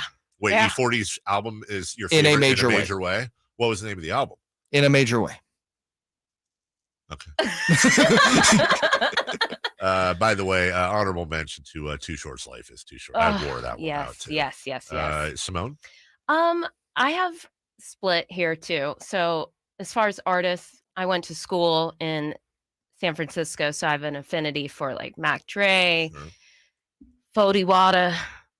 That's Andre E40, Neck- Dave. Yeah. Oh, 40 water. Yeah. What is that? 40 waters. What? Oh my gosh. But I'd say Dre, 2001 for the album. I mean, that's tough to argue. Yeah. It's a good album. That's really kind of really A classic. Shout out. Aaron and I just became best friends. The grand finale, amazing. The grand finale is my favorite rap song of all time by the DOC. With Ice Cube, with Easy. Aaron. Aaron. Listen to the Coming DOC. through. Listen to how DOC finishes that song and the beat that Dre puts down, and you tell me it's not. Anyways, I'm getting all sweaty here. We'll take a break. It's just an amazing album. When we come back, get those questions ready for your fantasy football team. 1-800-920-1140. You can always call in. or 916-339-1140. You can text. Obviously, if you're on the YouTube chat at Sactown Sports, you can ask us questions. Dave Richard, CBS Sports, locks in your fantasy teams next. Live and past broadcasts of the Carmichael Dave Show with Jason Ross and Cattles and Rami. Interviews, podcasts, and more. They all live on the Sactown Sports 1140 app. Download the app now in the App Store and Google Play. What's up? We're talking to Chad Hoblet of Hoblet Dodge, Chrysler, Jeep, Ram, and Woodland. Chad, what's going on for Chrysler's Black Friday sales events? Right now, you can save $1,000 off MSRP on one of Jeep's most popular and hard-to-get models, the new 2023 Jeep Wrangler Unlimited 4xEs, and we have over 20 in stock. If you hurry in now, you can take advantage of the $7,500 federal tax credit, but time is running out. Any deals on some classic American muscle? Of course. Right now, you can save up to $3,000 off MSRP on 2022 Dodge Challenger GTs, but you better hurry in because the last of the 2022s are almost gone. If you've never driven one of these cars, it's a true experience, and let's be honest, there's nothing like the sound of a Hemi. There's a reason people travel from all over the state to buy their vehicles from Hoblet. Great customer service, great selection, and their true pricing policy. The price you see is the price you pay. No surprise add-on or dealer markup. Stop by Hoblet Dodge Chrysler Jeep today for a test drive or search, select, and save through their whole inventory at HobletDodge.com. Best prices, best selection, period. $1,000 total savings on new 2023 Jeep Wrangler E after $1,000 dealer discount. $7,500 federal tax credit incentive offered by third party and is subject to change without notice. $3,000 total net savings on new 2022 Dodge Charger GT after $1,000 factory rebates and $2,000 dealer discounts. 5 weeks net savings. See dealer for details. Did you know addiction to drugs like meth or cocaine is a disease and not a choice? But getting help is. If you have stimulant use disorder, you, your family, and friends may have a lot of questions, including where to start. Choose Change California can help. Make a change today and find a proven treatment option for you at choosechangeca.org. Have you heard the news? New Hondas are back at Capital City Honda, including the all-new redesigned 2023 CR-V and HR-V. Stop by today or visit us at capcityhonda.com and see our new car inventory with no dealer markup. Have a car to sell or trade? We're paying top dollar for any make and model. Cap City Freeway at the Fulton Avenue exit by the Hagen Oaks Golf Complex. capcityhonda.com. Where can you start holiday shopping now for a season full of savings? Lowe's, actually. Find prices you love backed by the Lowe's Price Promise, like the 4-piece LG stainless steel kitchen suite was $4,267, now $2,986, for a total savings of $1,281. Check back daily for deals during Black Friday month and start saving now at Lowe's. Home to any possibility.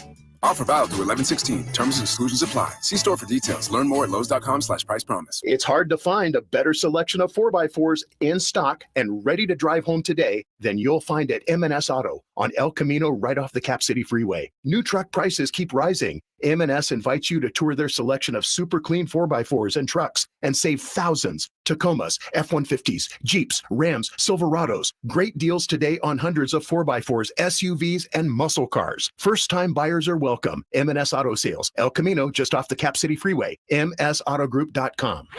Sactown Sports Headlines.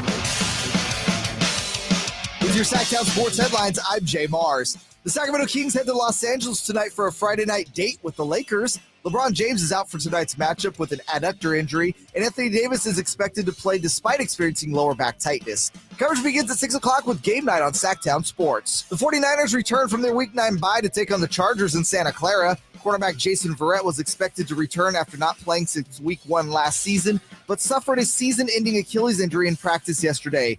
Injuries have slowed what was once thought to be a very promising career for Verrett, who has appeared in just 20 games since 2016. Wide receiver Deebo Samuel and fullback Kyle Juszczyk are expected to return to the lineup, while defensive tackle Eric Armstead is still questionable to play on Sunday night. The Panthers beat the Falcons last night on Thursday Night Football. The Carolina Panthers moved to 3-1 in the NFC South. They salvage a season split against their rival, the Atlanta Falcons. 25-15 is your final score. Panthers running back Deonta Foreman finished the game with 31 carries for 130 yards and a touchdown. Those are your headlines. Back to the Carmichael Dave Show with Jason Ross. Fantasy Friday, fool! It's time for fantasy football. Are you kidding me? It's time for fantasy football. He's our fantasy football cheat code. It's time to set your lineups with CBS Sports' Dave Richard. Oh, each and every Friday, our good friend Dave Richard from CBS Sports, live from Florida, where I know last time he was out of the trail of the hurricane, pretty much. I hope that's the same this time. We'll find out right now and get into fantasy football. We always worry about our friends out there. Hello, David. How are you? So was that a dig at what happened with the Miami Hurricane? No. I don't want to talk about that. No, that was, I would not mess around there. Very serious stuff happening out there. Yes, there is. In fact, thank you, because I wasn't honestly, on my kids, Dave, that was not even, I wasn't even going to bring it up. I kind of forgot. Like, it's, well, it's like if we beat, like, I don't know. What would you call if we beat IUPUI? I'm not going to come in here and be like, oh, we won. Like, it's just another game now. It's not even really a rivalry, right? Okay. It's just it wasn't this year, no. It was, but seriously, are you staying safe? Everything, we worry about you. Okay. I'm glad. There was some serious damage to the east coast of Florida, but it's a little north of where I'm at. But they just I'm okay. got Family's done. okay. Yes. I'm in the office right now, so things are good. Thank you for your concern. I'm always concerned about everybody out there, and you, of course, and concerned about my fantasy football team this week. I told you last week how terrible it was. I just told Simone and Jay in there, Baltimore is on a bye. The defense, and of course, Lamar Jackson on a bye. So Derek Carr and the Raiders defense, baby. How crazy, Dave, seriously, how absolutely nuts am I for taking a flyer on that? The DST I can kind of get behind, even though one of my cardinal rules of fantasy football is never trust a bad defense. And make no mistake, the Raiders are a bad defense. They should be among the league leaders in pass rush pressure rate and sacks and all those great stats, and they're not. And that's kind of flummoxed to me this year because they should be getting to the quarterback all the time. But they do happen to be playing. Hold on, let me make sure I get this sentence right. The Jeff Saturday-led Indianapolis Colts with Sam Ellinger at quarterback. Yeah. It almost sounds like a Disney movie or something at this point. It would be embarrassing if the Raiders gave up 21 points to this Colts team, even with Jonathan Taylor expected to play. Yeah. So as streaming DSTs go, Dave, I think we're good with the Raiders here. You're never going to use them again because you've got the Ravens. Right. As far as Derek Carr goes, very nervous about him without both Waller and Renfrow, although he's been without Waller for like a month now. Yeah. And he's had some decent games. I do think the Colts defense is pretty good. I just don't know if their offense is going to put him in position to hold down Derek Carr for 4 quarters. I guess I'm okay with Derek Carr, kind of the same thing, a bye-week quarterback replacement. So just to finish up my own personal questions before I get to the audience who I serve, Jimmy Garoppolo, Daniel Jones, Trevor Lawrence, Jared Goff. Those guys are all available. Do you like any of those? Okay, go ahead. I actually love Jared Goff, Dave. The matchup against Chicago is really favorable ever since the Bears traded Robert Quinn, who was their best pass rusher. They've given up 29 or more fantasy points to opposing quarterbacks. Now, those have been really good quarterbacks. Yeah. And Jared Goff is not exactly a very good quarterback, but when he's not pressured and he's got time to throw, he's like most any quarterback. He's accurate. He can hit intermediate and deep targets. I think he could be a top 10 quarterback this week, and I'm ranking him as such. I like him a lot better than Derek Carr this week, and I like Garoppolo better too. Okay. But I think Garoppolo and Carr, they're kind of the same guy, just Garoppolo has better talent around him. I think Goff has more upside. I like him in DFS as well. CBS Sports, Dave Richard joining us this morning from the Folsom Lake Honda Hotline. Folsom Lake Honda, your one-stop Honda shop. Dave, you mentioned Jimmy Garoppolo, so let's talk about those Niners. We got Ayuk, Samuel, McCaffrey, Elijah Mitchell coming back. I know I'm missing somebody. George Kittle. With this high-powered offense and so many options, who do you start? Who do you sit? Well, I think you probably start them all, and you have high hopes, although you're not going to start Elijah Mitchell just because, I mean, Christian McCaffrey's playing in front of him. It's not going to be that big of a blowout where you're going to see Elijah Mitchell get 10 carries and 100 yards or something like that. Great matchup for McCaffrey, but it almost doesn't matter when it comes to CMC. And I like how Ayuk has been in tune with Garoppolo and just in general with the offensive game plan. The past 3 games, he's had at least 15 PPR points in each game. We'll see how much they use Debo, but obviously there's so much potential with him that it's hard to sit him. And Kittle, you just look at the landscape of tight ends. Who else are you going to start? Greg Dulcich, forget it. Evan Ingram, forget it. You're going to start George Kittle. And so if all these guys are starts in fantasy and they all have high upside, how can you not say the exact same thing for Garoppolo? He's a top 12 quarterback for me this week. Dave Rich joining us, CBS Sports. Ooh, got a lot of questions here. Let's start with this one that makes me hurt a little bit. Zeke Elliott or the Commanders Gibson? It's Gibson as of now because I'm not sure if Zeke's going to play. And even if Zeke plays, I'm not sure how much he's going to play, Dave. He might be real limited as he makes his way back from his injury. Could be a new dawn for the run game in Dallas where they use Pollard a little bit more than they did previously. I feel better about Gibson, even though he's got a tough matchup. Justin Fields or Dak Prescott? Fields over Dak. Fields has more upside, should get at least 99 yards rushing, something like that. He's been going crazy. And he's been throwing the ball a lot better, too, over the last 4 or 5 games, not just last week. And he's playing Detroit. That's a really good matchup. Higbee or Ingram? Higbee has 9 targets in his past 3 games. I can't trust him. Makes it harder to trust him if there's no Matthew Stafford. I would rather have Evan Ingram, especially if it's full PPR. Dave Richard with us. Carr, Daniel Jones. Carr over Daniel Jones for me. And what happened? Someone picked up Goff already in your league, and now you're asking that question? No. Maybe. As a matter of Why fact, do you ask? No, this is multitasking because as you were answering that question earlier, I now have Jared Goff starting. I did the transaction while he was answering the question. That's how much through the years Dave Richard has helped me. Here's one. I always love these. Can you ask Dave? I'm assuming that's you. Who won this trade?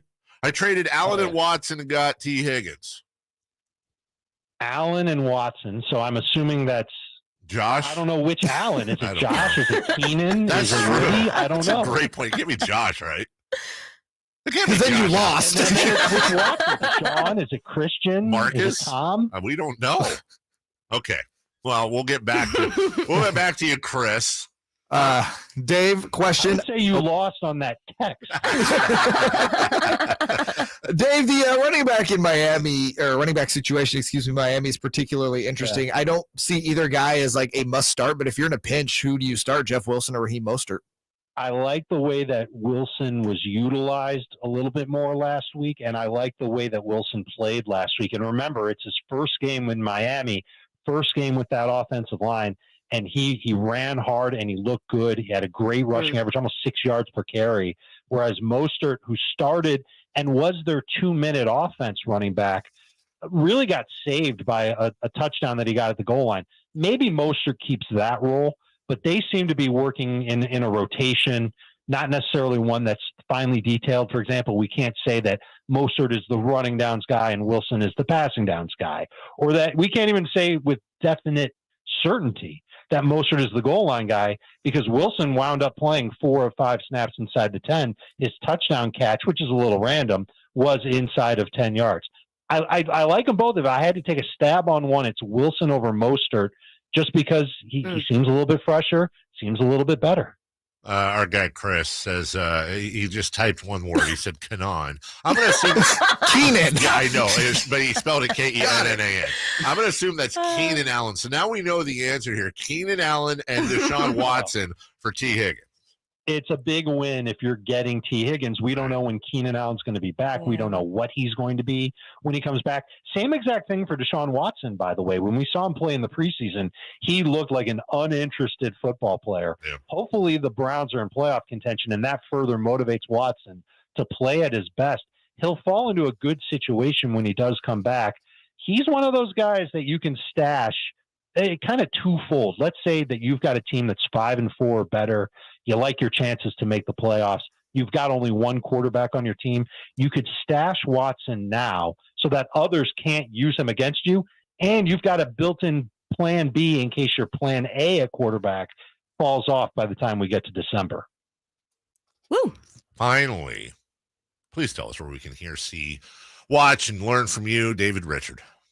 We're going to do a lot more fantasy talk, 9 a.m. your time, on Fantasy Football Today. It's our live show. We do it every day at 9 a.m. We're previewing every game with a player prop, a DFS pick, a start sit, injury updates, all the stuff that you need to be a smarter fantasy football manager. Again, kicks off 9 a.m., CBSSportsHQ.com. Any device that gets Wi-Fi can watch it for free. That's Dave Richard each and every Friday, winning you fantasy matchups left and right. Thank you, buddy. Have a wonderful weekend. And what's your Miami team, dude? I really hope you guys turn it around. I do too. It's pathetic. College football is better when Florida State and Miami are good. I agree. Yeah. It's too bad that one of them really stinks and the other one still stinks. You could say that either year about either of our teams, though. So you guys will kick our ass next year. Thank you, buddy. Take care. Be good, Dave. That's Dave Richard. We'll take a break. When we come back, listen, we got Greg Papa coming up at the top of the hour. We just talked to Dave Richard, so that's fantasy football then. Regular football at the top of the hour. Let's sandwich it with a little Kings-Lakers here. We'll give you a LeBron James update, and let's talk about Robitussin and whether or not it's still going to apply to the Sacramento Kings. We'll do that next. You want the inside scoop on the Sacramento Kings? Candles and Rami are giving it to you. Tune in every Thursday at 4 p.m. for an exclusive interview with a member of the Kings coaching staff. You know, when you're talking about Foxy, we're going to utilize his speed. We're going to make sure the floor is spaced so he can get to the paint. Keegan has the potential, and we have no doubt in our minds that he'll be a huge part of our winning in the future. From your local sports leader, Sactown Sports. Buying a new Acura is an easy decision, and Acura of Stockton makes buying easy. Come and see us today or shop online. If we don't have it, you can pre-select your favorite Acura and pick it up when it arrives. No contracts or deposits required. It's that easy. Plus, we'll pay top dollar for your trade whether you buy from us or not. Don't settle for less than the quality of a new Acura from Acura of Stockton. Shop in person or online at AcuraofStockton.com. The number one priority for the good folks over at American Energy is making sure you and your family are comfortable in your home for the holidays. And that's why they're giving away a free whole home HVAC system to one lucky family in the greater Sacramento area. If you know a family in need of being comfortable this winter, enter for your chance to win the American Energy Comfort Giveaway by going to the AE Way. That's the AE Way.com today. You could win a free whole home HVAC system. For the official contest rules, go to the AEWay.com. 1 day per week watering began November 1st. Reducing your outdoor watering or turning off your sprinklers for the season will save water during the drought. Learn more at cityofsacramento.org/drought. Hello, I'm Frank Cock with Retirement Security Center for the week like on my gut day. The midterm election has come and gone, but the runoff in Georgia left to determine political positioning. It was neither a big win or a big loss for investors, as small changes to fiscal policy in Washington are unlikely to help an ailing economy. Bigger factors are geopolitical uncertainty, stubborn labor markets, rising prices, and the largest factor is likely still the Federal Reserve. Inflation numbers haven't shown the downward trajectory hoped for by policymakers, so expect continued pressure to raise rates. Mortgage rates have increased 121% from a year ago, according to Y-Charts. The median home price in the U.S. is $428,000. A traditional purchase with 20% down would increase a mortgage 55% from $1,472 to $2,281. With housing and other costs taking a bigger bite, savings rates have declined from 11.9% in 2021 to 5.1% in 2022. This has led to consumer confidence dropping to its lowest point in a decade. How might this affect you or your family? Please go to frankontheradio.com to schedule an appointment, watch video, and receive market updates. I'm ready to help you start your journey so you can define your future. Frank Cockrell is a registered representative of Lincoln Financial Advisors Corporation, a broker-dealer and member SIPC and registered investment advisor. Retirement Security Centers is not an affiliate of Lincoln Financial Advisors. Hanley's Kia in Davis is having its biggest sales event of the year. Our November Black Friday sales event is here. Our inventory is growing daily. Don't miss your chance for great deals now on all new Kias. Get $1,000 off MSRP on the all-new redesigned 2023 Kia Niro Hybrid, rated at over 50 miles per gallon. 10 to choose from at this price. Come check out Hanley's Kia's inventory of gas-saving models during our Black Friday sales event. Rio, Soul, Forte, Niro Hybrid, K5, Stinger, EV6 plug-in, Seltos SUV, Sportage Hybrid SUV, Sorrento Hybrid and plug-in SUV, and Telluride SUV. We offer zero down, special APR financing, and we can also help with any credit problems. Don't miss your chance. It's here, the Hanley's Kia Black Friday sales event. Hanley's Kia is located at 4318 Childs Road, just off I-80 at the Mace Boulevard exit in Davis. $1,000 off MSRP on all new 2023 Niro hybrids. All financing subject to credit approval. All offers expire 11/30/2022. At Elk Grove Honda, not only do we have a great selection of pre-owned certified cars at very fair prices, but every one of our pre-owned automobiles are treated with kid gloves with a 182-point inspection that covers everything from unibody to tires to brakes and engine filters. Then our certified cars receive a mobile oil change and fresh fill-up with full synthetic mobile oil. We know you have lots of choices of where to purchase your next car. Come to Elk Grove Honda, home of the 182-point inspection and mobile oil change. We're in the Elk Grove Auto Mall, Highway 99 at Elk Grove Boulevard. They've been here for a combined 50 years. The Carmichael Dave Show with Jason Ross on Sactown Sports 1140.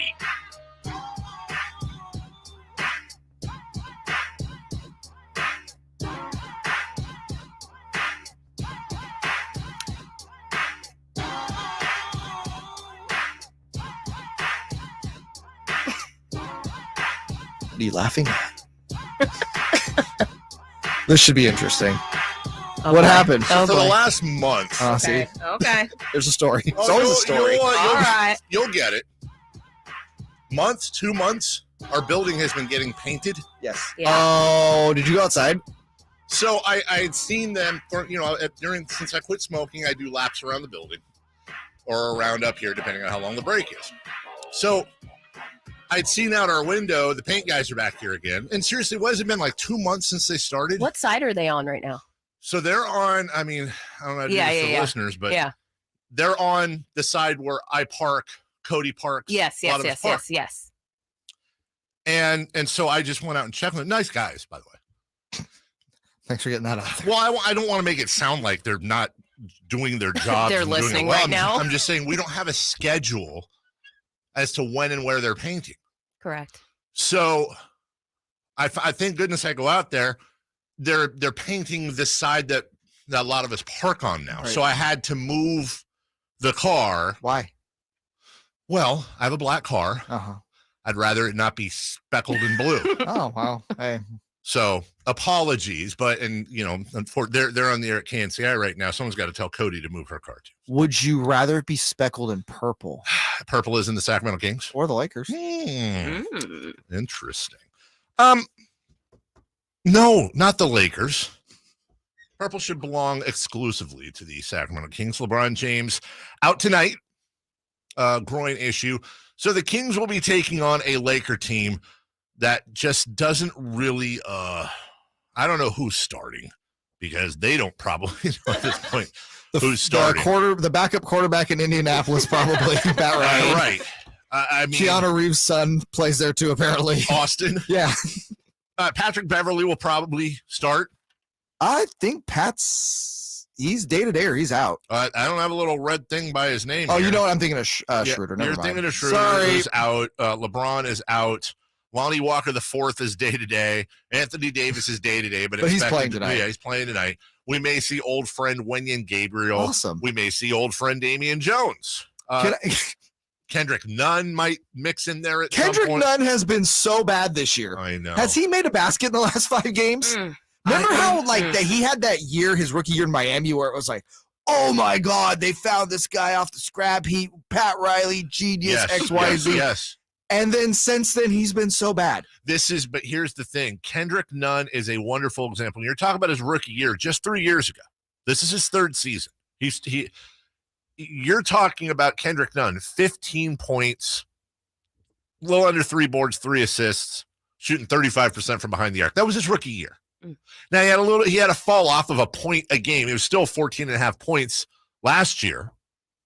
And then he skipped a year. Was he hurt?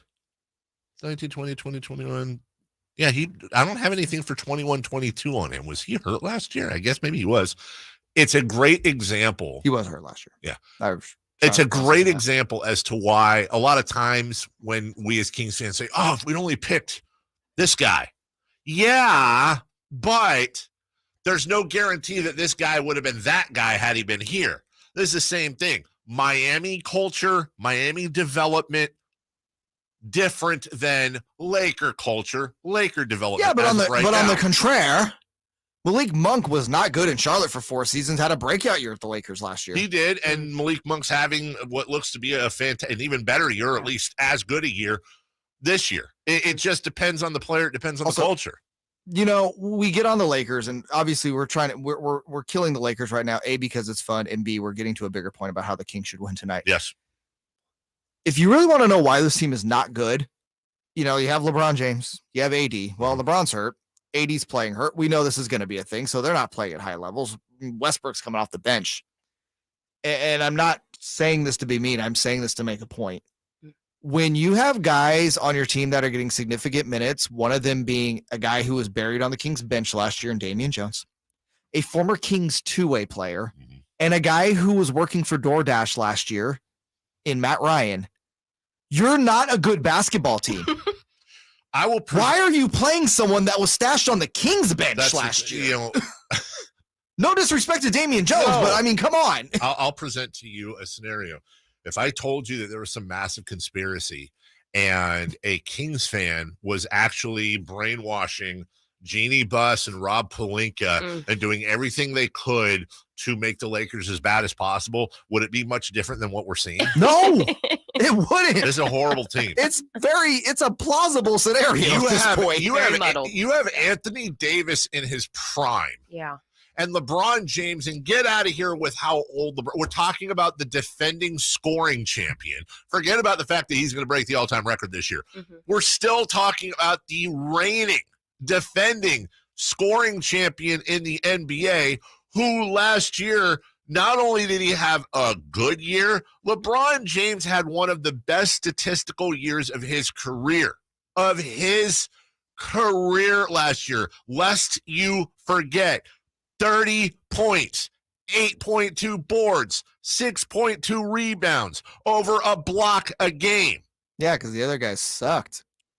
And he was efficient, LeBron James, I know he's old, air quotes, old, like he's 80. He's 37. He's older. Oh, he's my age, damn it. I'm just saying, he's NBA old.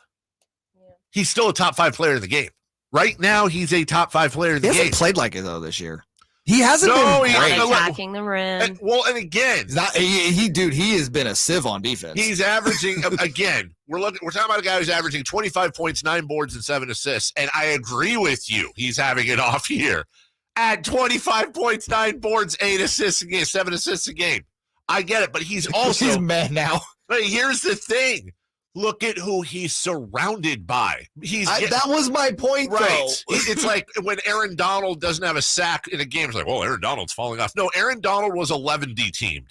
They literally put the whole team on Aaron Donald. So, putting a bow on this, the Kings should win this game easily tonight. The Kings should win this game tonight. But you know what? No. Oh. No. Oh. No. I just had to catch myself. The Kings are nowhere near the point where they have earned the respect for us to be able to say they should win any game. And I hope that that's the attitude. Yeah. This is an NBA team. They're professional basketball players. I'm talking about the Lakers that are playing in front of their home crowd, and they have pride, and they get paid a lot of money to beat other NBA teams. And on any given night, you see that. The Kings should be going into this game tonight saying, we don't get anything. We shouldn't be doing anything. You can't guarantee or assume anything with us. We have to prove that. We have to believe that. The Bucks should win XYZ games. The Suns should win XYZ games. The Kings need to go down there and chop off. I was going to say something else. Wow. I know. They need to go down there and drop the hammer. I'm talking like 35-20 in the first quarter. Just and by the way, build up a 20-something point lead. And then you know what I want to see? They're up 24 going into the second half. I want to see them finish the game up 48. Right. And I don't want to see the wheels falling off at the third quarter. Ugh. You know, the third quarter's actually been good to the Kings this year. Am I? Weirdly. We're just used to it not being good. It's okay. I always just trauma. I'm going to go a step further than both of you guys. I want to see the Kings disrespect the Lakers tonight. Yeah. I want to see them disrespect. Yes. I want the and this won't happen, but just the idea that if De'Aaron Fox posterized Anthony Davis, I'd want him to step over him tonight. Like, I want them to make a point, not only beat them into the ground, but I want them to disrespect the Lakers tonight. By the way, totally apart from that, quick question. When you're making what's the popular hot drink? It's not coffee. Hot toddy. No, the other one. Coffee. Tea. Right. And what do you use to make bag. What is it called? A tea bag. Okay. Okay. So, anyways, back to the game. I am with you, dude. I am 100,000% with you. I want the Kings to play the Lakers on their home floor like the Chiefs played the Niners at Levi Stadium in the second half. I want souls ripped out of bodies. Yeah. Because this is a must win. There's a lot of must wins. If you lose tonight, same old Kings. It's a same narrative changes. Oh, they okay, great. So substitute the Cavs win now. Okay, great. They beat the Cavs. Great. So they play up to this team and they play down to that team. Same old Kings. And you know who is going to be the most important factor in tonight's game, in my opinion? The referees. Okay, you know who's going to be the second most important factor in tonight's game? Have at it. It's not De'Aaron. It's not Sabonis. It's not Monk. It's Mike Brown. Yeah. Tonight is a game Mike Brown should win for the Kings by Mike Browning his way through the game and changing that culture. This is where good coaches make a difference. We'll take a break. Greg Papa, voice of the Niners, joins us next. Kings insiders Frankie Cardoselli and Chris Watkins give you all things Kings on the return of the Roar podcast. You know, with these two sitting next to me now, certainly feel comforted. You can sign up for free at SactownSports.com. Hi, this is Joe Cordell with the law firm Cordell & Cordell. Divorce can be complicated, especially if children are involved. If you're a father and want to protect your role in your children's lives, remember Cordell & Cordell. We've helped men with matters like these for 30 years, and we'd love to help you. Contact Cordell & Cordell to schedule an appointment with one of our firm's Sacramento area attorneys, a partner men can count on. 500 Capitol Mall, Suite 2060, Sacramento, California, 95814. Online at CordellCordell.com. The game of football is about pain. Ever since I was 5 years old, it's been all about football. It's been about running, jumping, blocking, tackling. I stopped playing at 31. You're listening to Michael Robinson, retired pro fullback. I thought that foot pain was going to be with me for the rest of my life. I'm so glad I met Good Feet. I'm so glad that those arch supports are in my shoes. I had terrible foot issues that prevented me from really having a normal life with my kids. With the Good Feet arch supports, man, I'm always ready. My kids actually got to enjoy me in the yard more, racing each other, backpedaling, teaching them some things, being a dad. If I had known about the Good Feet arch support earlier, I would have more than one championship. I would have 2 championship rings. See what we can do for you with a free personalized arch support fitting at the Good Feet store. Sore feet? Aching back? Even plantar fasciitis? Come to the Good Feet store in Sacramento, Roseville, Stockton, and Modesto. Have you heard the news? New Hondas are back at Capital City Honda, including the all-new redesigned 2023 CR-V and HR-V. Stop by today or visit us at capcityhonda.com and see our new car inventory with no dealer markup. Have a car to sell or trade? We're paying top dollar for any make and model. Cap City Freeway at the Fulton Avenue exit by the Hagen Oaks Golf Complex. capcityhonda.com. It's Carmichael Day for my good friend Shelby and everybody over at RefinanceWithShelby.com. Home equity is the best way for you to build up and pass on wealth. The Equity Builder program happening right now gives first-time home buyers a head start on this with immediate equity in the home via a loan of up to 10% of the purchase price. Now, here's the deal. The loan is completely forgiven if you live in the house as your primary residence for 5 years. Think about that. A $450,000 home. You make about $80,000. You get $45,000 down as part of the Equity Builder program, and you live in the home for 5 years, boom, the loan is gone. You got to be a first-time home buyer. You got to occupy the property as your primary residence. That's about it. Couple of other things, and you're good to go. That's it. Go to RefinanceWithShelby.com. It's a no-brainer. It's the best way to get into this market. RefinanceWithShelby.com. NMLS number 279051. BRE number 01864354. 1 day per week watering began November 1st. Reducing your outdoor watering or turning off your sprinklers for the season will save water during the drought. Learn more at cityofsacramento.org/drought. The flagship. Ball game. Sacramento wins. KHTK AM and HD1 Sacramento, KYMX HD2 Sacramento. From the Power Business Technology Toshiba Studios, Sactown Sports 1140, the flagship station of your Sacramento Kings. Sactown Sports headlines. With your Sactown Sports headlines, I'm JayMarZZ. The Sacramento Kings head to Los Angeles tonight for a Friday night date with the Lakers. LeBron James is out for tonight's matchup with an adductor injury, and Anthony Davis is expected to play despite experiencing lower back tightness. Coverage begins at 6 o'clock with game night on Sactown Sports. The 49ers return from their Week 9 bye to take on the Chargers in Santa Clara. Quarterback Jason Verrett was expected to return after not playing since Week 1 last season, but suffered a season-ending Achilles injury in practice yesterday. Injuries have slowed what was once thought to be a very promising career for Verrett, who has appeared in just 20 games since 2016. Wide receiver Deebo Samuel, fullback Kyle Juszczyk are expected to return to the lineup, while defensive tackle Eric Armstead is still questionable to play on Sunday night. The Panthers beat the Falcons last night on Thursday Night Football. The Carolina Panthers moved to 3-1 in the NFC South. They salvaged a season split against their rival, the Atlanta Falcons. 25-15 is your final score. Panthers running back Deonta Foreman finished the game with 31 carries for 130 yards and a touchdown. Those are your headlines. Back to the Carmichael Dave Show with Jason Ross. His voice is synonymous with Bay Area sports. Touchdown! San Francisco! Here's the voice of the San Francisco 49ers, Greg Papa. Always love Fridays. Fridays always are better with Greg Papa, who is hopefully rested, healthy, uninjured, ready to go this Sunday night against the Chargers. Hey, Mr. Papa, how are you? No, I know you were so concerned about the elderly man that I am going up to ski. We did get a lot of snow last weekend, but they haven't opened up the mountains yet. I'm getting all the alerts that it's going to be, I think, Black Friday. So, and I wanted to go watch the Maid Sock at the Castro Theater on Sunday night. So, no, I just kind of locked in and watched a lot of college football, which I don't normally do. Watched Dusty Baker win a World Series. We love Dusty. You guys love him up there. Yep. And then watched wall-to-wall football. And now I am tan, rested, and ready. Actually, I'm not tan because I'm inside a lot. But I'm rested and ready.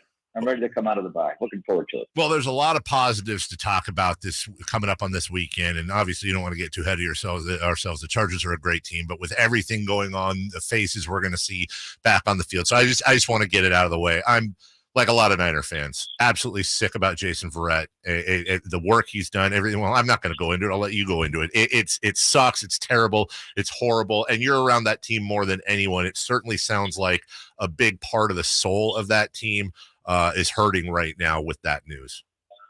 I would just say, Dave, that it's the worst thing I've ever seen on the practice field in all my years and in any sport. It was the scene on Wednesday when he went down to injury was just heartbreaking at the highest level, and it was so emotional. He's been injured so much in his career, and the ACL is the most recent one, going back to the first game of the year last season in Detroit. He worked so hard.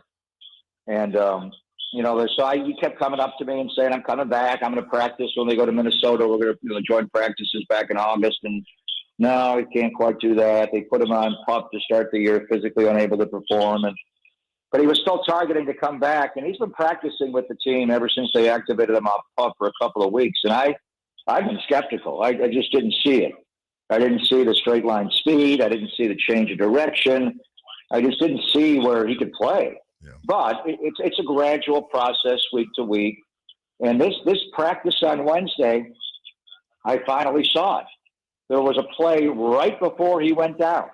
He was playing right corner on the offense's left. There was an out thrown, a little bit high, but he changed direction. He planted his foot. He drove back. He came to the ball. He got up in the air, and he broke the play up. And I thought, damn. Maybe not this game, but there may be a point later in the year where the great Jason Verrett gets his body back and he comes back, and then Dave, the very next play, a sniper hit him, and it was awful. He went down prone. It was like a chalk outline on the field, and the whole place went. And there's so much noise at 49er practice with the planes over and the music, and it never stops. All of a sudden, it was pin drop silent. And it was, oh my God. and he got really emotional. He took his jersey off right away and threw it. He took his, it was a cold day that day, a lot of wind, so he had something under his jersey, a sweatshirt, and he lifted it up and covered his face and head, and it was terrible. They brought the card out, and the players were just numb. Nobody said a word for a long time. Then they all took a knee, and we didn't know what to do. And then Kyle brought him in, and I think they thought about calling it off. And Kyle got emotional. He could hardly talk. And they decided they would continue with practice, and they did. But I remember with Trent Williams, he had a hoodie on, and he pulled it down over his face, and it was the eeriest thing I've ever seen. It really was, and it was just terrible. So the football team will overcome. Sure. That's what football teams do. Sure. And he wasn't even playing. He was not playing. Sure. So he was going to be an addition to what you had. But with the real pain that you feel is for Jason Verrett and what he went through, and now what he has to wake up to. I mean, the only guy that's I can think of that has had this kind of back there. He's had so many of them. He's torn Achilles before. He's torn ACLs before, and now he's got the daily double on both. But the only guy that I can think of without ever playing at all in his sport to go ACL followed by Achilles is Klay Thompson. And Raymond Ritter of the Warriors, their great PR director, and beyond that, kind of runs that whole building. He just texted me and said, I'm going to have Klay Thompson reach out to Jason Verrett and try to pick him up, because I'm sure Klay had a lot of dark days and nights, and it was awful and all of it. So it's just, we can sympathize with Jason, but how many of us on the planet can empathize with him? Klay can. Klay can try to pick him up. So that's the one good thing. But Wednesday was just numbing. It was the most numbing experience I've ever observed in pro sports. Greg Papa, voice of the San Francisco 49ers, joining us this morning from the Folsom Lake Honda hotline. Folsom Lake Honda, your one-stop Honda shop. Greg, though, hard to transition out of that, but let's give it our best shot. Looking forward to the game on Sunday against the Chargers. Kyle Shanahan must be salivating with all of his weapons on offense being healthy. What are we looking at as an attack this Sunday against the Chargers? There's a lot of different weapons, Jason. He's got them all. I mean, if you think about it, Christian McCaffrey has been an all-pro halfback in this league. Kyle Juszczyk is an all-pro fullback perennial every single year. Deebo Samuel last year became an all-pro wide receiver. George Kittle is an all-pro tight end. Trent Williams is an all-pro left tackle.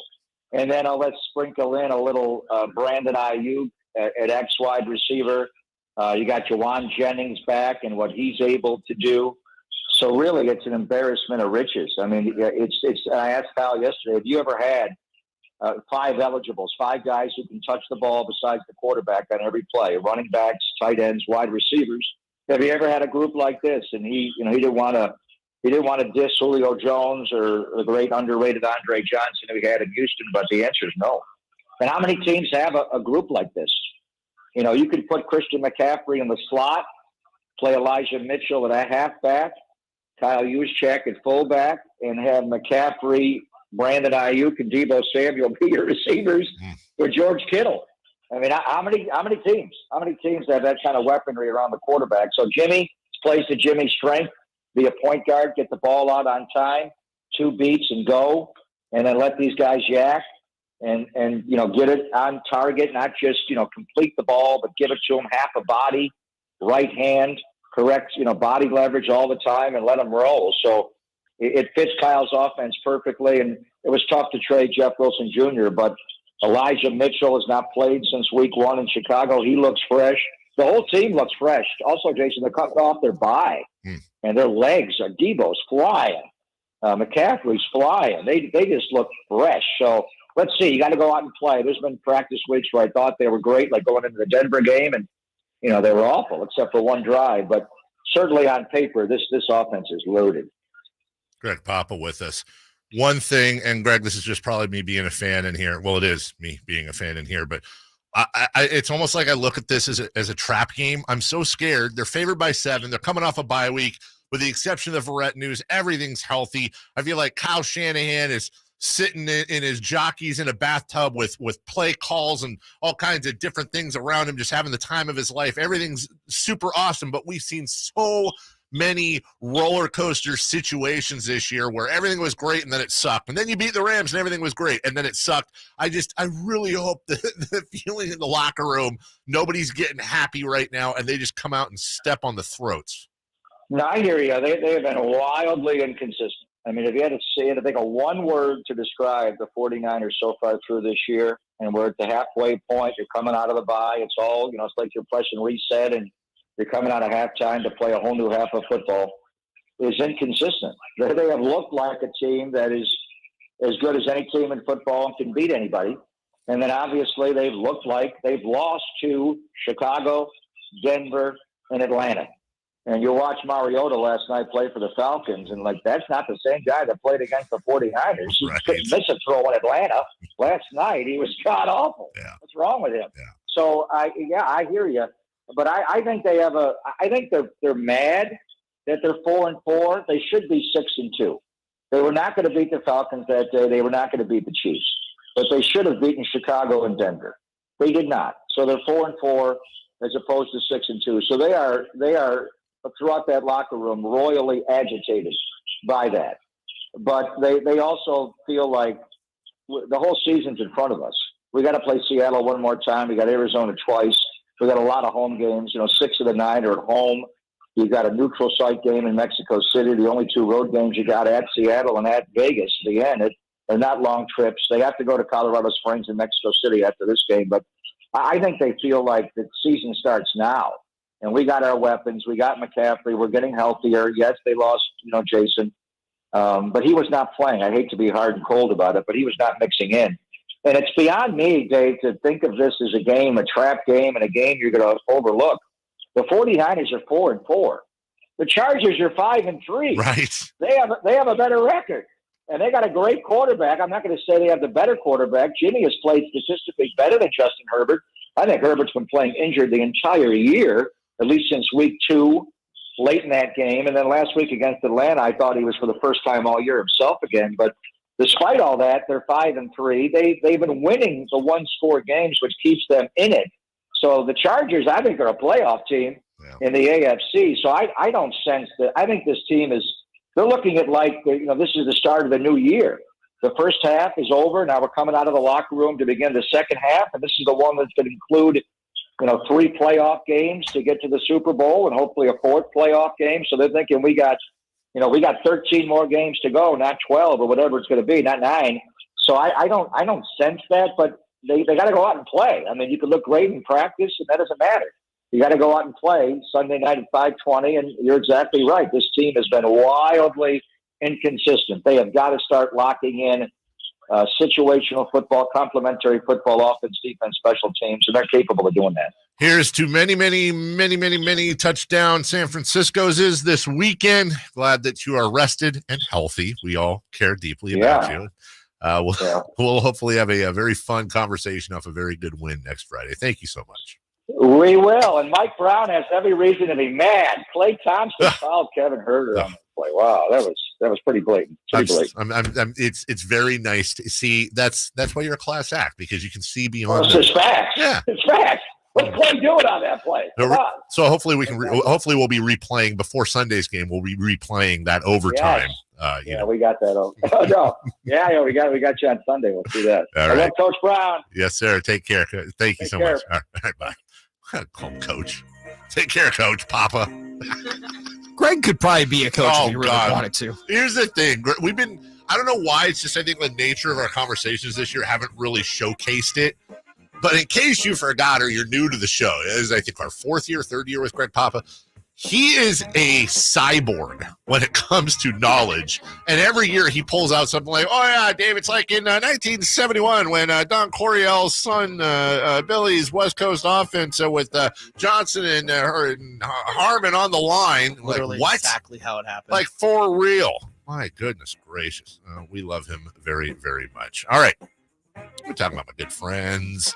They're all my good friends. I had somebody say to me the other day, and it's kind of true. It's a crutch of mine. They're like, wow, is everybody your good friend that you endorse? I could probably mix it up there. But they are my friends. I do consider them my friends. I try to get to know them. I was, and I'm telling you this for a reason. We had lunch at Sam's Hofbrau day before yesterday with our good friends over at Amy. I'm gonna be at this Sunday. Our friends at Jiffy Lube, and the reason why I say that is it's important to me. It's important to me that if I bring something to you, and I say, hey, go spend your money there, trust these people, I need to know who they are. I need to know that I would do it myself. That's why, honestly, that's why I enjoy bringing you these things we call endorsements. I don't just want to cash the check and say, hey, go check out XYZ place. No. Like American Energy came out to my house a few months ago. They did a tune-up for $49, which is the same deal they offered before summer. They're now offering in the mid-fall. $49, 30-point tune-up, and my air conditioner ran smooth all summer long, and this was a tough, tough summer. American Energy's been around since 1981. They're great folks. American Energy Heat and Air, there for you to book your tune-up today for only $49, 916-520-9990. Visit us at AmericanEnergyAir.com. American Energy, making the uncomfortable comfortable. Let's get into the Kings and how a national writer of uniform news really, really got to a lot of Kings fans. Now, let me preface this by saying, living in the past is whatever. Like, the team stayed. There were 2 documentaries made, one that was released, the other, we know it was. And on and on and on. Team stayed, everybody's happy. And also, we know what happened. So when some guy says something stupid or ignorant that lives in Brooklyn, where they go hard, according to Jay-Z. Yeah, super hard. Like, there's a very good argument that who cares? Like, move on. Why are you giving this guy any shine? And you know what? I don't necessarily have a good argument back. I can tell you it bothers me because I'm very, very protective about the folks that were involved in the relocation saga. I am not protective of any involvement I had. And if the guy had said, yeah, what a stupid RV trip or what, it's easy. People are like that. It's easier to take bombs thrown at yourself. But when it's against people that don't have a platform necessarily, that's where I get really, really loyal and very protective. The Crown Downtown folks, many of you listening right now, in fact, I would imagine most of you listening, have never been to a city council meeting. I've been to city council meetings before, but the Crown Downtown folks been to like 900. Jay, you being one of them. Those things suck. They're so boring. At least that's my opinion. They're so boring. You go to work every day. You work whatever your job is. You come home. You get a snack. And then you go to the city council meeting and you sit there, and 98% of the city council meeting has nothing to do with why you're there. And then for 2 minutes or whatever, 2% of the meeting, they're talking about, whatever it was with the arena. And a lot of it was boring, dude. It wasn't just, let's do it, Sacramento. A lot of it was, okay, so let's, we agree, measure T and 15% of the TOT tax. And now we'll take the first of 97 people speaking against it. Like, it's not glamorous. But Crown Downtown was there every single time, every Tuesday. The Here We Stay folks, everything over at the former Sactown Royalty, now the King's Herald, that flooded the zone with letter after article, after news, after whatever. They did such a wonderful job keeping everybody informed, and the Twitter community with everything going on with Twitter. We were talking about this at the very top of the show. Everybody keeping informed. Here we sit. Everybody staying while the Blues still own the team and getting on national TV. Now, there's a guy who listened to the show a long time and also was over at Sactown Royalty a lot. Now the King's Herald. His name's Marty. I love him. He's a good dude, but he's a snarky little goof sometimes. And we go back and forth. And he said something earlier today. He said, don't get it twisted. David Stern and Kevin Johnson and the people that wrote the checks are the ones that saved the team. It's a fun story, but the fans had nothing to do with it. I agree and also couldn't disagree with him more. Let's be very clear. KJ and David Stern, above all, along with the Viveks and the Mastrovs and the Nagels and the Oateses and the Chris Kellys, they wrote the checks. Those are the people largely responsible for keeping the team. But that's that's a very incomplete point, because KJ doesn't do all of that if there's not the political cover that he got. If there aren't the people at the city council meetings every night assuring people on the council like KJ, like Angelique Ashby, like so many more that, hey, you know what? Number one, if you vote for this, we've got your back. Number two, if you don't vote for this, Kevin McCarty, Mr. Fong, etc., we're never going to forget. We're never going to forget. And we're going to show up and we're going to vote against you wherever you decide to run. You get on national television, Sports Center, people around the country see everyone rallying. That matters to the NBA. It matters to owners. People that were in the meeting at the St. Regis, in the meeting with the owners on the relocation committee. I was there, not in the meeting. I was down on the street at the St. Regis, where we took over an entire city block of Manhattan in the middle of the afternoon, chanting Sacramento, Sacramento. And then to have people come out of that meeting and say, we were looking at each other like, wow, this is insane. They're on the other side of the country, and we can hear the chants from the room we're in right now. Now, did that save the team? No. But it all helps when it comes to optics. Oh, by the way, they had to come up with $2 million in advertising commitments in between the Anaheim and Seattle situations, and they did.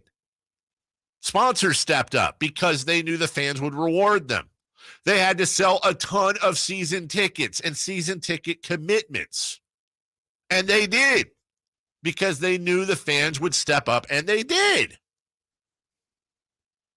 So to say the fans didn't have anything to do, this uniform guy, Uni-Watch guy, whatever, has, 100-something thousand followers.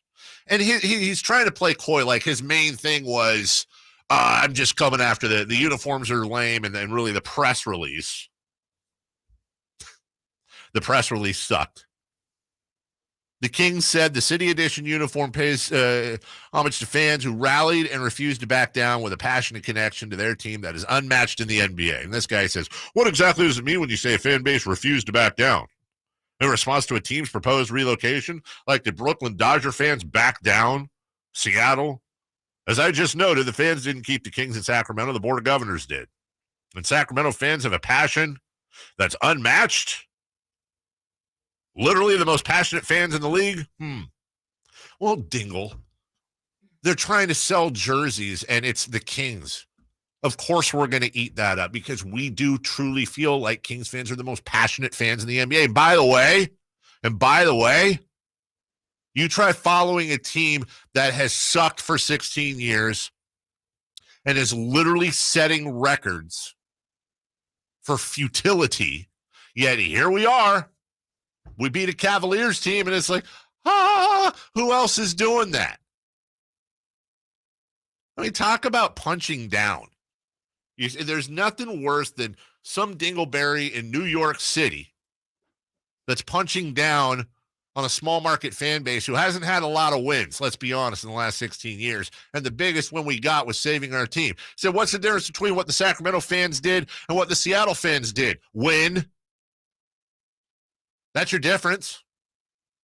And I love Seattle fans, and I got to know a lot of them really well. There's nothing they did wrong. I don't want to insult the Seattle fan base, but that's the difference. We kept our team. It's unprecedented what this city did. And as we go to break, somebody's listening right now. I won't name them, but somebody's listening right now, not even in ownership. This is somebody who helped. It's a name you'd all recognize.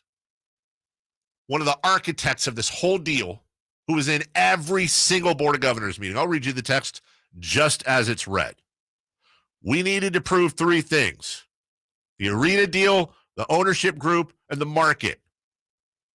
We could not prove the market without the fans and the support the fans showed. Period. The fans were absolutely critical. So you ignore it, sure. Let's just don't be that guy. And I'm proud of each and every fan that was a part of this, and it's always bigger than basketball. We'll take a break. When we come back, Michelle Dapper, we're going to do, well, we were successful at keeping the team. Let's fail at picking football games. We'll do that right after this. The Kings head to L.A. for a Friday night matchup with LeBron and the Lakers. Fox free throw line jumper. He scores again. The action starts at 6 p.m. with Game Night on your local sports leader. Sactown Sports. Servicing your vehicle has never been so easy. At Northern California's #1 Honda dealer, Stockton Honda. Schedule your next service appointment anytime, anywhere at StocktonHonda.com. It only takes a minute to schedule, and our award-winning service team will have you back on the road in no time. Oil changes, tires, parts, and more. Anytime, anywhere, it's all here. StocktonHonda.com. At Elk Grove Honda, not only do we have a great selection of pre-owned certified cars at very fair prices, but every one of our pre-owned automobiles are treated with kid gloves with a 182-point inspection that covers everything from unibody to tires to brakes and engine filters. Then our certified cars receive a mobile oil change and fresh fill-up with full synthetic mobile oil. We know you have lots of choices of where to purchase your next car. Come to Elk Grove Honda, home of the 182-point inspection and mobile oil change. We're in the Elk Grove Auto Mall, Highway 99 at Elk Grove Boulevard. 1 day per week watering began November 1st. Reducing your outdoor watering or turning off your sprinklers for the season will save water during the drought. Learn more at cityofsacramento.org/drought. Check out my friends at Downtown Ford. New location, new ownership, and absolutely no markups. That's unheard of. Downtown Ford, 1535 Howe Avenue in Sacramento. Come see Aaron because I guarantee you he's got what you're looking for. Tune in every Wednesday to the Carmichael Day with Jason Ross show for Wine Wednesday, where they whine about plays, calls, everything from the past week in sports. Wine Wednesday, brought to you by E2 Family Winery. Want the best movie experience in town? Join Sactown Sports IMAX Pass by visiting SactownSports.com and sign up today. You can win tickets to see upcoming films at the Esquire IMAX Theater. Folks, there's been some fumbles on the way to the big game, but he's been getting some help to get it done tonight. Here's the throw. And he's off to the races. He might go all the way. He's at the 30, the 20, the 10, touchdown. He did it, folks. He did it. Regain and optimize your sexual performance, drug-free and surgery-free. The Gainswave treatment will help you get that bedroom touchdown. See what Dr. Dan Botha and his team at Gainswave can do for you. Visit GainswaveCalgary.ca. Folsom Lake Honda is your one-stop Honda shop. We make buying a new Honda easy and stress-free. Pre-order online or in person today. We'll be there to help you every step of the way. Get an instant cash offer for your trade at FolsomLakeHonda.com. We'll buy your car whether you buy from us or not. When you take the time to shop at Folsom Lake Honda, there's one thing you'll always find. Happy people ready to serve you. Folsom Lake Honda, your one-stop Honda shop. Folsom Lake Honda, yeah, your one-stop Honda shop. It's time to get your wallet back in top condition. Talkin' Money with Jeff Tarbell is back. Saturdays, 10 a.m. right here on Sactown Sports. Talkin' Money. Sactown Sports headlines. With your Sactown Sports headlines, I'm JayMarZZ. The Sacramento Kings head to Los Angeles tonight for a Friday night date with the Lakers. LeBron James is out for tonight's matchup with an adductor injury, and Anthony Davis is expected to play despite experiencing lower back tightness. Coverage begins at 6 o'clock with Game Night on Sactown Sports. The 49ers return from their Week 9 bye to take on the Chargers in Santa Clara. Quarterback Jason Verrett was expected to return after not playing since Week 1 last season, but suffered a season-ending Achilles injury in practice yesterday. Injuries have slowed what was once thought to be a very promising career for Verrett, who has appeared in just 20 games since 2016. Wide receiver Deebo Samuel, fullback Kyle Juszczyk are expected to return to the lineup, while defensive tackle Eric Armstead is still questionable to play on Sunday night. The Panthers beat the Falcons last night on Thursday Night Football. The Carolina Panthers moved to 3-1 in the NFC South. They salvaged a season split against their rival, the Atlanta Falcons. 25-15 is your final score. Panthers running back Deonta Foreman finished the game with 31 carries for 130 yards and a touchdown. Those are your headlines. Back to the Carmichael Dave Show with Jason Ross. It's time to pick 'em. We go around the NFL and tell you who's going to win, who's going to cover, and who you should avoid like the plague. Here's Sactown Sports resident experts, Carmichael Dave, Jason Ross, and KCRA3's Michelle Dapper.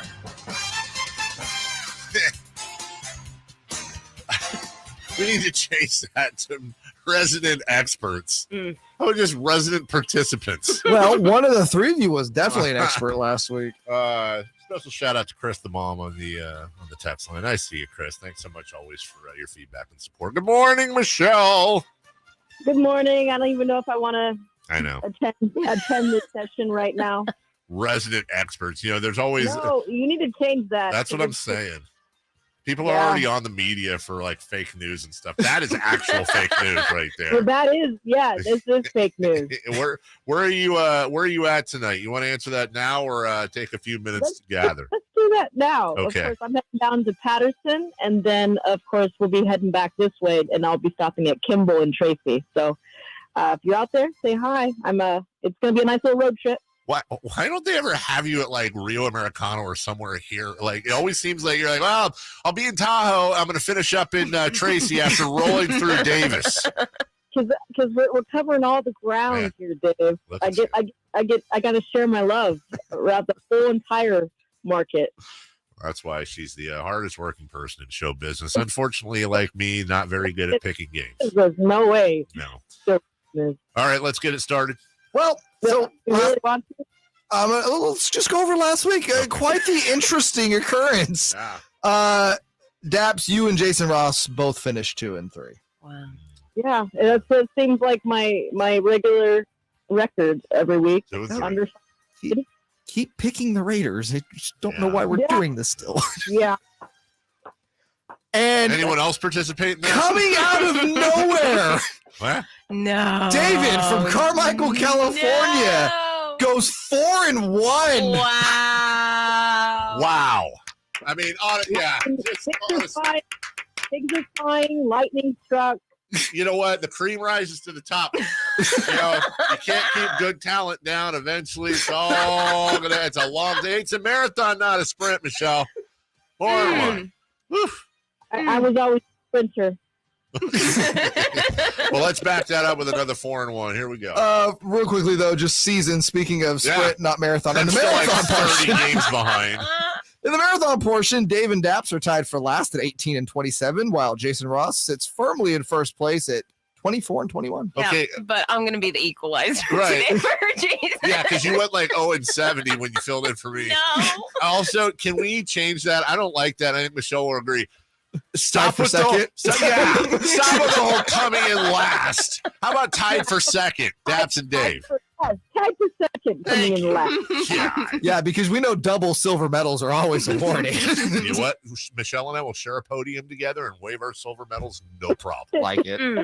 All right, let's start with game number 1. It's the early game. The Seattle Seahawks, Tampa Bay Buccaneers, live from Munich. That's in Germany, by the way, for those of you. Thank you. Yeah. Bucks favored by 3, David. You know what? I don't mean to disrespect the Seahawks, but I'm going to. Tom Brady has, for his entire career, has not lost in Germany. Not one time. I'm going to take the Bucks. All right. Simone / Jason. Give me the Seahawks. JayMarZZ. JayMarZZ. I like that. Jason. Okay. Daps, who do you got? I'm going to go with the Bucks. 3, I think they cover. Wow. Did we all go with the Bucks? No. Oh, JayMarZZ too. JayMarZZ. All right. Minnesota visiting the Buffalo Bills. Bills only favored by 3.5. JayMarZZ. Oh, that questionable Josh Allen. Give me. I'll still take the Bills. Give me the Bills, please. All right, Daps. I know I'm the Josh Allen factor. Is he going to play or is he not going to play? Can we pick back tomorrow? I'm kidding. Speak now, forever hold your peace. It wouldn't be the first time that one of us had tried to change our picks over the weekend on the text thread. Let's go with the Bills. All right, and Dave. Simone, you said Bills, right? Yeah. No, I'm gonna try to do something here. Uh-oh. I'm gonna go Vikings. Oh. Because they picked the Bills, and I need to make up some ground here. Okay. I thought it was maybe because you saw Kirk Cousins dancing on a plane. Personally. Also, Josh Allen is out. Oh, he is out. That's confirmed. No. Oh, but I'm manifesting it. I'm guessing. That's what were your thoughts on Kirk Cousins on the plane, just for fun? Yeah. I'll pass. Okay. How about this? Who's lamer, Russell Wilson or Kirk Cousins? Like you got. I think Kirk Cousins. Well, I don't know. I don't know. Doing high knees on a plane is pretty. Right? Oh yeah, that's bad. Yeah. I don't know. I think that's a toss up. You take your pick. Both corny. They should have a sitcom. both doing too much, I guess you could say. Yeah, seriously. They call it Try Hard, Fridays at 8:30. CBS. It's trying too hard, guys. Come on. Next game. All right. This is going to be an interesting game that we kind of talked about a little bit earlier. The Colts with new head coach Jeff Saturday at the Raiders, who are without Hunter Renfrow and Darren Waller and Common Sense. Vegas favored by 6.5. Daps, we're starting with you. Oh, Lord. Of course you go with me on the Raiders. You know what? Just because they've done me dirty all year, I'm going to go with the Colts. New coach, revitalized locker room, maybe, possibly. Sure. Come on, Indy. Let's go. David. I'm just looking at the ESPN line here. It's at 4.5. So one way or the other, I'm not saying you're wrong. I'm saying one way, and generally ESPN one's behind the times. Mm-hmm. One way or the other, this line is something's going on with this line. Something's going on with this line I don't like. This is like a train wreck running into a car crash. It's gonna be a lot of fun. Yeah, I'm gonna go with the Raiders just because. Wow, I'm gonna go with the Raiders because I like Nickelback and Hozier. Okay. Derek Carr. J-Moan? I'm gonna go with the Colts. Give me Jeff Saturday, please. I kind of hope like that would That's be a great your reason. story. Give me Jeff Saturday. Yeah. It makes me want to run through a wall. Oh, that wow. speech. Jeff Saturday coaching on Sunday. His name's not Jeff Sunday for Or, a reason. or fake tweets on the Raiders coach getting fired. Oh, that's going to happen. Oh yeah. A fake Adam Schefter I account. can't wait for this game. Ugh. All right. The battle for NFC West suckitude. Oh, We have the Cardinals visiting the Rams. Rams favored by 3. Dave, back to you. So the Rams are favored by 3. Now I know why this line's lower. The Rams currently favored by 1.5. And the reason why is it's sounding more and more like Matthew Stafford is not going to play. He's going to miss his first game as a Ram this weekend. That means that your choice of John Wolford or Bryce Perkins is going to be under center for the Rams. Yeah, exactly. Here's the thing. They are the defending champions. They get my respect. Until they don't, they are 3-5. This is a must win. I think it's gonna be an ugly game, but I do think in the end the defense, if nothing else, will step up for them. And Arizona's prone to making stupid mistakes. I'm gonna give not only this game to the Rams, but I'm gonna say the Rams win in Cliff Kingsbury's final game as coach of the Arizona Cardinals. Wow. Yeah. And if that happens, by the way, I get like 10 wins, right? No, but I'll give you a high five. Okay. Yeah. J-Moan? I am gonna go with the Cardinals. I watched that Hard Knocks and I'm inspired. We've all been I'm taken aback. Liev Schreiber has inspired us all. Enjoy, Jason. Daps? I'm going to go with the Cardinals as well. Stafford out, quarterback who. While Dave has that, belief in the defense, I don't know. Maybe Kyler Murray can do something this week. Besides run around and hopefully throw to an open receiver. Yeah. Dance around, run around. I don't know what he does out there. So in this case, the Chiefs stands alone on 2 games, I think. Wow. Okay. All right. But yeah. I'm either going to be in last place next week, or I don't know. Oh man. You know what? That's what I'm here for. Either way, you're gonna have a great life, Michelle. No matter what happens, just always look on the bright side. You have been very inspirational this morning. It's Jeff Saturday. He's really got me going. Final game of the week. And you picked against him, Dave. I did. Screw Jeff Saturday. Go ahead. I'm over it now. We have the Chargers visiting the 49ers. Sunday Night Football on KCRA 3. Niners favored by a touchdown. J-Moan? Give me my 49ers, please. That's it. Why'd you say it with that accent? I don't know. That's the second time. It's been like, I know, it's been coming in and out. Also, in between, in between one of her picks earlier, I think she was calling a dog because you were like, "Who are you going to take on this one?" She was like, "Oh," like she did something with some sort of dog call, and it got me. Okay. Daps, we don't need you to change an accent when you get Chargers or Niners. No accent for me. Let's go with the Niners. Chargers are just beat up. Beat up. They are. Dave, 3 for 3 here. 100%. This pick is because I'm a Niner fan. This pick has me all over it. Give me the Chargers in a guaranteed victory for Los Angeles. They're gonna not only are they gonna cover, they're gonna win this game outright over the 49ers. Okay. Oh yeah, smash them. I'll let you know how it goes, Dave. We'll be down there on Sunday. Oh really? Wow! Look at you guys. There's a reason why the news comes first there. We get to venture outside of the DMA. Oh, look at you. Did you just use TV lingo right there? Did. Is that DMA. Something market area, metro area? Yeah, something, Yeah, I don't know. It's like the other day. I don't mind admitting I've covered this sport forever, but they kept using DHO during the Kings game. And I was like, DHO, isn't that the stuff you rub on your leg when it hurt? And then I had to look it up. It dribble handoff. I had caught it. I was like, hey, Michelle, you're the best. What is it? Patterson and Tracy and something else tonight? Yep, I'll be heading to Patterson. Patterson taking on Roseville, and then of course I'm going to Kimball right after that. Heading home towards Tracy, back this way. Of course, there you go. That's where I'll be. Real quick, don't act like you're not excited where I'm going. I'm super excited. Listen, I'm all about the Central California. It's the America's breadbasket. You know what I'm saying? Yep. Real quick personal note before we go here. Nacho keeps barking in the middle of the night. It's like this weird scream bark. Oh man! Would you like a dog? Wow, you're going to give up your dog. She loves you. And live on the air. She loves you. The pressure is on. Okay.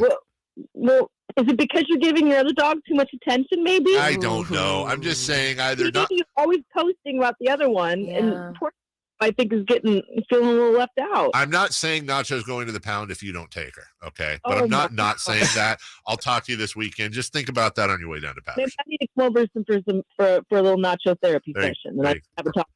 You can keep her for 2 weeks. Give it a test drive. Thank you, Des. Okay, of course. Bye, guys. Have a Oh, sorry. Oh, God, I cut her off. Bye, guys. When she said bye, guys, I didn't know there was going to be a follow. Terrible. I didn't know there was going to be a follow. MG. What's hot, what's not? Apparently my hang-up skills, along with news and notes coming up right after this. The place to tell you if the 49ers are contenders or pretenders. It's a pretty big deal. I've been a fan of the 49ers since, 84. Your home for 49ers news and talk. Sactown Sports, your local sports leader. There is beauty and there's uncomfort in owning an older home. The craftsmanship back then, the way they were built, the character, all have their positives. Now, on the other side, older homes need some love and some tenderness, and in our case, some help. Jason Ross here to tell you about the help we're getting thanks to ACR Solar. Now, you hear solar, and you know what? Yes, they do solar, but after years and years of living at our house, the time has come to get a new roof. Our old roof has done its job, but it is done. It's tired, and it looks it. So after doing the proper research and talking with several roofing companies, we landed on ACR Solar. They stood out from the first visit when Joe, their roofing expert, came out and shared his knowledge. We knew at that moment we were at ease because we were in good hands. Also, after our conversations with John, the owner of ACR Solar, that just confirmed what my wife and I already knew, that ACR Solar was the right choice for us. So we're so excited to begin our journey with ACR Solar. We're going to have a beautiful new roof, become more energy efficient, and have the peace of mind we're looking for. ACR Solar, 916-481-2700, or you can visit them at acrsolar.com. Have you heard the news? New Hondas are back at Capital City Honda, including the all-new redesigned 2023 CR-V and HR-V. Stop by today or visit us at capcityhonda.com and see our new car inventory with no dealer markup. Have a car to sell or trade? We're paying top dollar for any make and model. Cap City Freeway at the Fulton Avenue exit by the Hagen Oaks Golf Complex. CapCityHonda.com. Golf to Go is brought to you by the Hagen Oaks Golf Super Shop. Here's Frank LaRosa. Legend says that golf courses are made up of 18 holes because it took exactly 18 shots to finish a fifth of scotch. A shot per hole. As it turns out, the 18-hole limit came to be somewhat accidentally. In truth, there was no standard number of holes on a course. In the beginning, it might have been 11, 23, 15, or 7. St. Andrews, for example, had 22 holes until 1764 when 4 were merged to make it an 18-hole course.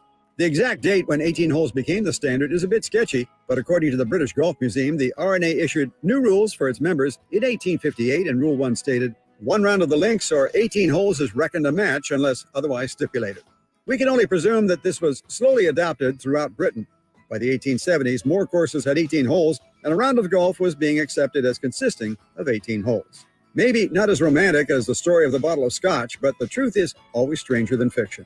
That's your Golf to Go. I'm Frank LaRosa. What's up? We're talking to Chad Hoblet, a Hoblet Dodge Chrysler Jeep Ram in Woodland.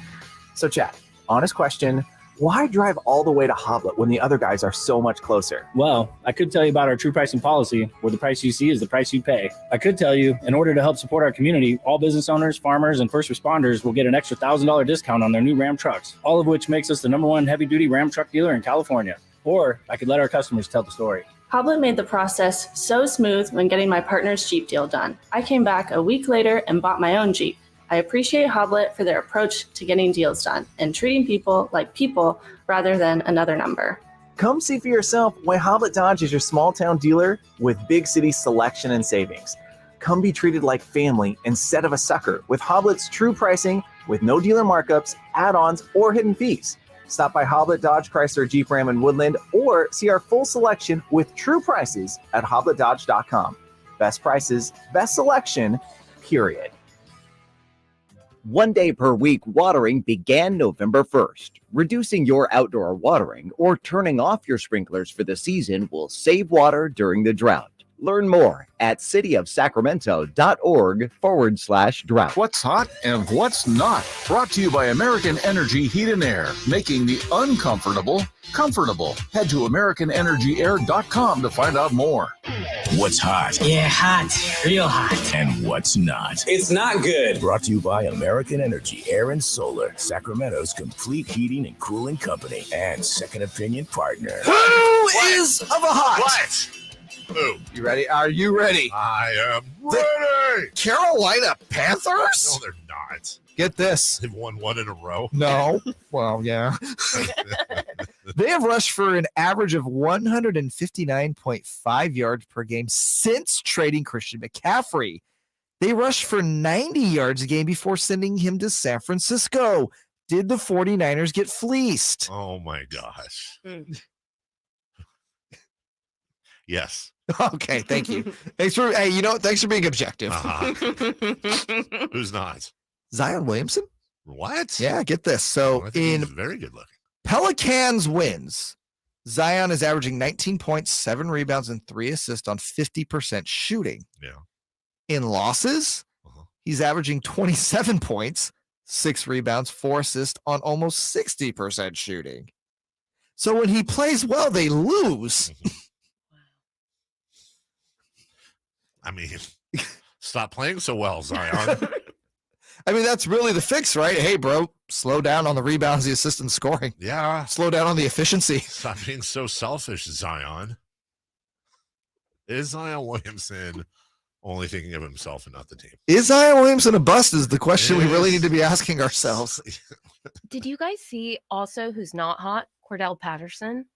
Did you guys see that better? No, what happened? He had $100,000 down for him to make 1 touchdown. Didn't get it. Sounds like the better's the one that's not hot. Yeah. You throw him in there. Too. Well, I mean, technically, Cordell Patterson's not hot either. Like, bro, find the end zone. Yeah, honorary mention. I just want to throw that out there. I'm upset. Also, Cordero. Wait, were you the better? No. wow. No. Wasn't me. All right, before we go to, because there's a bed music coming up. Before we go, I just want to shout out our friends we were talking about earlier over at the King's Herald. Remember when I told you, Jay? Herald. It's the Maud's friend. Oh. Remember when I told you earlier that I paid a couple bucks to get the lead singer of Dishwalla to do a King's type of shout out? I don't know who Dishwalla is, but go on. Come on and tell me all your thoughts on God, because I really want to meet. I think he's cool. I'm just saying. So, anyways, well, that's a good path. I was just kind of testing it. Definitely out. Exists. 100% though, and we've already seen the who are they? Yeah, boys. What are they? The Island Boys? Island Boys. Yeah. Island Boys. I can do my accent again. So There's a reason. So have you seen the one they did with the Kings? Yeah, okay. yeah. Well, the King's Herald guys win. They win. They win. It's over. Listen up. Referee Tim Donahue here. I just want to say the Kings are my pick tonight, and everyone knows I know how to pick them.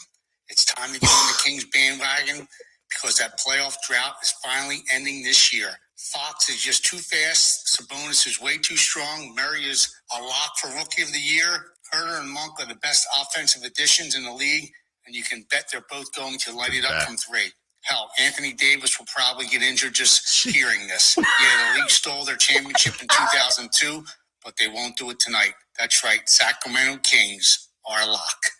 Jump on it. They win. I They win. feel like They win. they win, and they also just jinxed us for They win. eternity. They win forever. They win. There's no top. Thanks for ending the whole cameo fun we were gonna have all year. Now I'm gonna go out and I'm actually gonna get the band cameo. The guys who did Word Up to like there's no topping that. Tim Donahue saying the Kings are your best bet. Pretty good. What's on tap? Or it's a segment we used to do. Now let's do the news right now. We haven't done that segment in years. I'm sorry. I'm shook by the Tim Donahue thing. Apparently. Please play the thing. Stand by on this frequency. It's time for the news of the day. Thank you for ruining the show and dropping a steamer on my journalistic integrity. Today's important headlines, intelligent analysis, hard-hitting interviews. Yeah, this is none of those things. Here's Carmichael Dave and Jason Ross. Oh my God, I love those guys. Still kind of like the Island Boys. Kings win, yeah. Sabonis. That's pretty good. Sabonis, yeah. Simone's actually the producer, if nobody knew. Right. All right, just a couple of news things here as we continue to follow the world of Twitter and what's going on. There's a lot of impersonations happening. If you're not familiar, people can now pay $8 to get verified, and a lot of them are now impersonating famous things. We told you earlier, this is not a joke. There is an account. Oh, you pay $8. You pay $8. They said $5 just now. Oh, maybe I did. It's $8. Stop being fake news. There's an account there. Jesus is now verified on Twitter. There's actually a verified Jesus out there. I think there's a God that's verified too. I know there's a couple of God parody accounts. But also, how do you know they're parodies? I'm just going to guess. When George W. Bush's verified account says he misses the Iraqi war, and Tony Blair, the former Prime Minister of England, agrees with him in a conversation they had on. I'm going to guess that's not them. Yeah. I'm going to guess O.J. Simpson admitting he actually did it on Twitter in his verified account. That's probably not him. Elon Musk is offering free nightly dinners and family vacations to anyone whose name happens to be the same as his ex. What's his ex's name? Grimes. Well, guess who's going to be changing their name today? Uh-huh. Grimes Mars coming at you Monday morning. We have seen Pope Francis drunk tweet about partying in France. This is all true. But I mean, let me rephrase that. This is all false. Not true. LeBron James demanded a trade. Quote, I am officially requesting a trade. Thank you, Laker Nation, for all the support through the years. On to bigger and better things. Hashtag the kid from Akron. Hashtag I'm coming home. That's on a verified LeBron James account. They do it so good. They'll like take the same picture. Oh, it's so good. The official Nintendo account fired off a picture to Twitter users of Mario giving us all the middle finger. Okay, that was actually from the real Nintendo account. I'm not going to say out loud what Ted Cruz and Rudy Giuliani said. Oh, I saw that one. I'm not.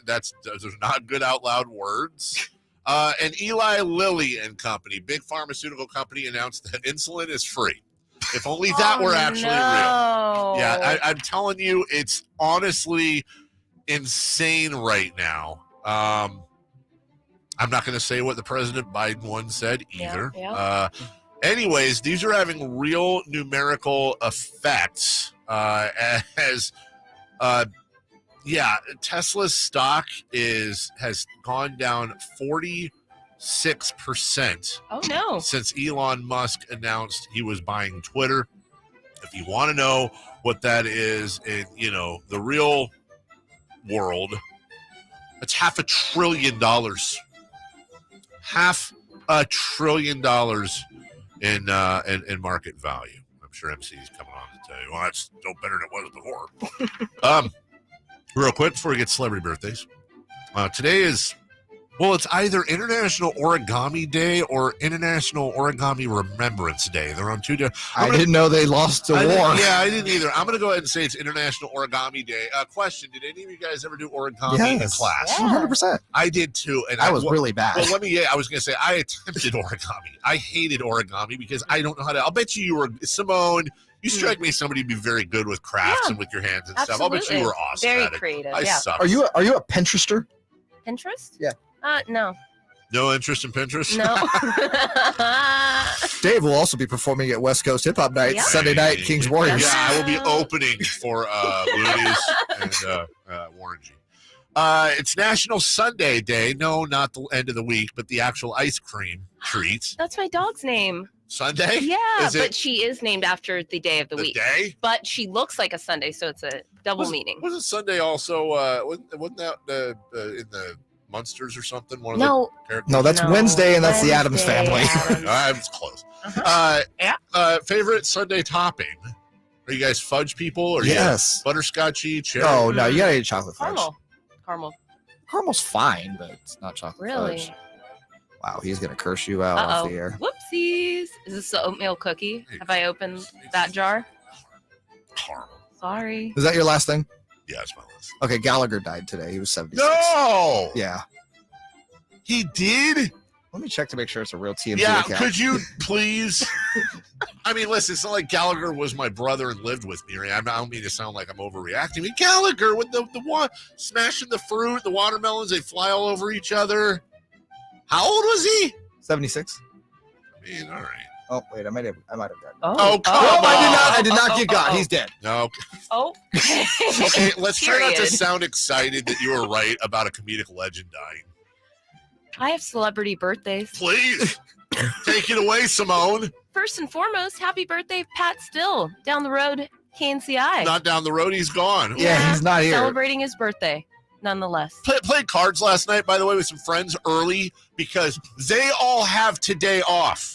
Yeah, it's Veterans Day. I'm the only one in the group that didn't have today off. How do we not have today off? That's how you're thanking them for their service by providing a service. goodness. How old's Pat? Pat Still. I don't have the number, so. Oh, gee. God, MC is Okay, back to Pat. MC is so triggered. God, Back to Pat. have a Diet Coke, MC. Pat is happy birthday, Pat. He is 76. I was gonna go with 74. You both are right. Thank you. Moving on. Leonardo DiCaprio. Leo. Leo. I know who's not. Never mind. I was gonna say who's not. Oh, boy. Enough, yeah. Leo is 45. 48. JayMarZZ. Wow. Great. We have Victor Cruz celebrating birthday tonight. Ah, the salsa. Today. New York Giant wide receiver. Oh, Victor Cruz. Victor Cruz, happy 40th. Victor Cruz is 42. I almost inversed it. It is 36, you guys. Wow. Stanley Jeez. Tucci. Wow. Stanley Tucci, originally from LA Law, doing a wonderful show on CNN about discovering Italy. Stanley Tucci is 64. 67. 62. And the pride of the Jersey Shore, Vinny. Ah, yes, Vinny from Jersey Shore. Any guesses on how that young man is faring? He was the one who did the GTL thing. Oh, They all did. Yeah, he's 40. 42. 35. Boom. For Simone, for Greg Papa, for Dave Richard, for Michelle, for Jay, for Jason, and myself, happy birthday, Pat Still. Go Kings, beat the Lakers. Jim Rome's next. Bye-bye now.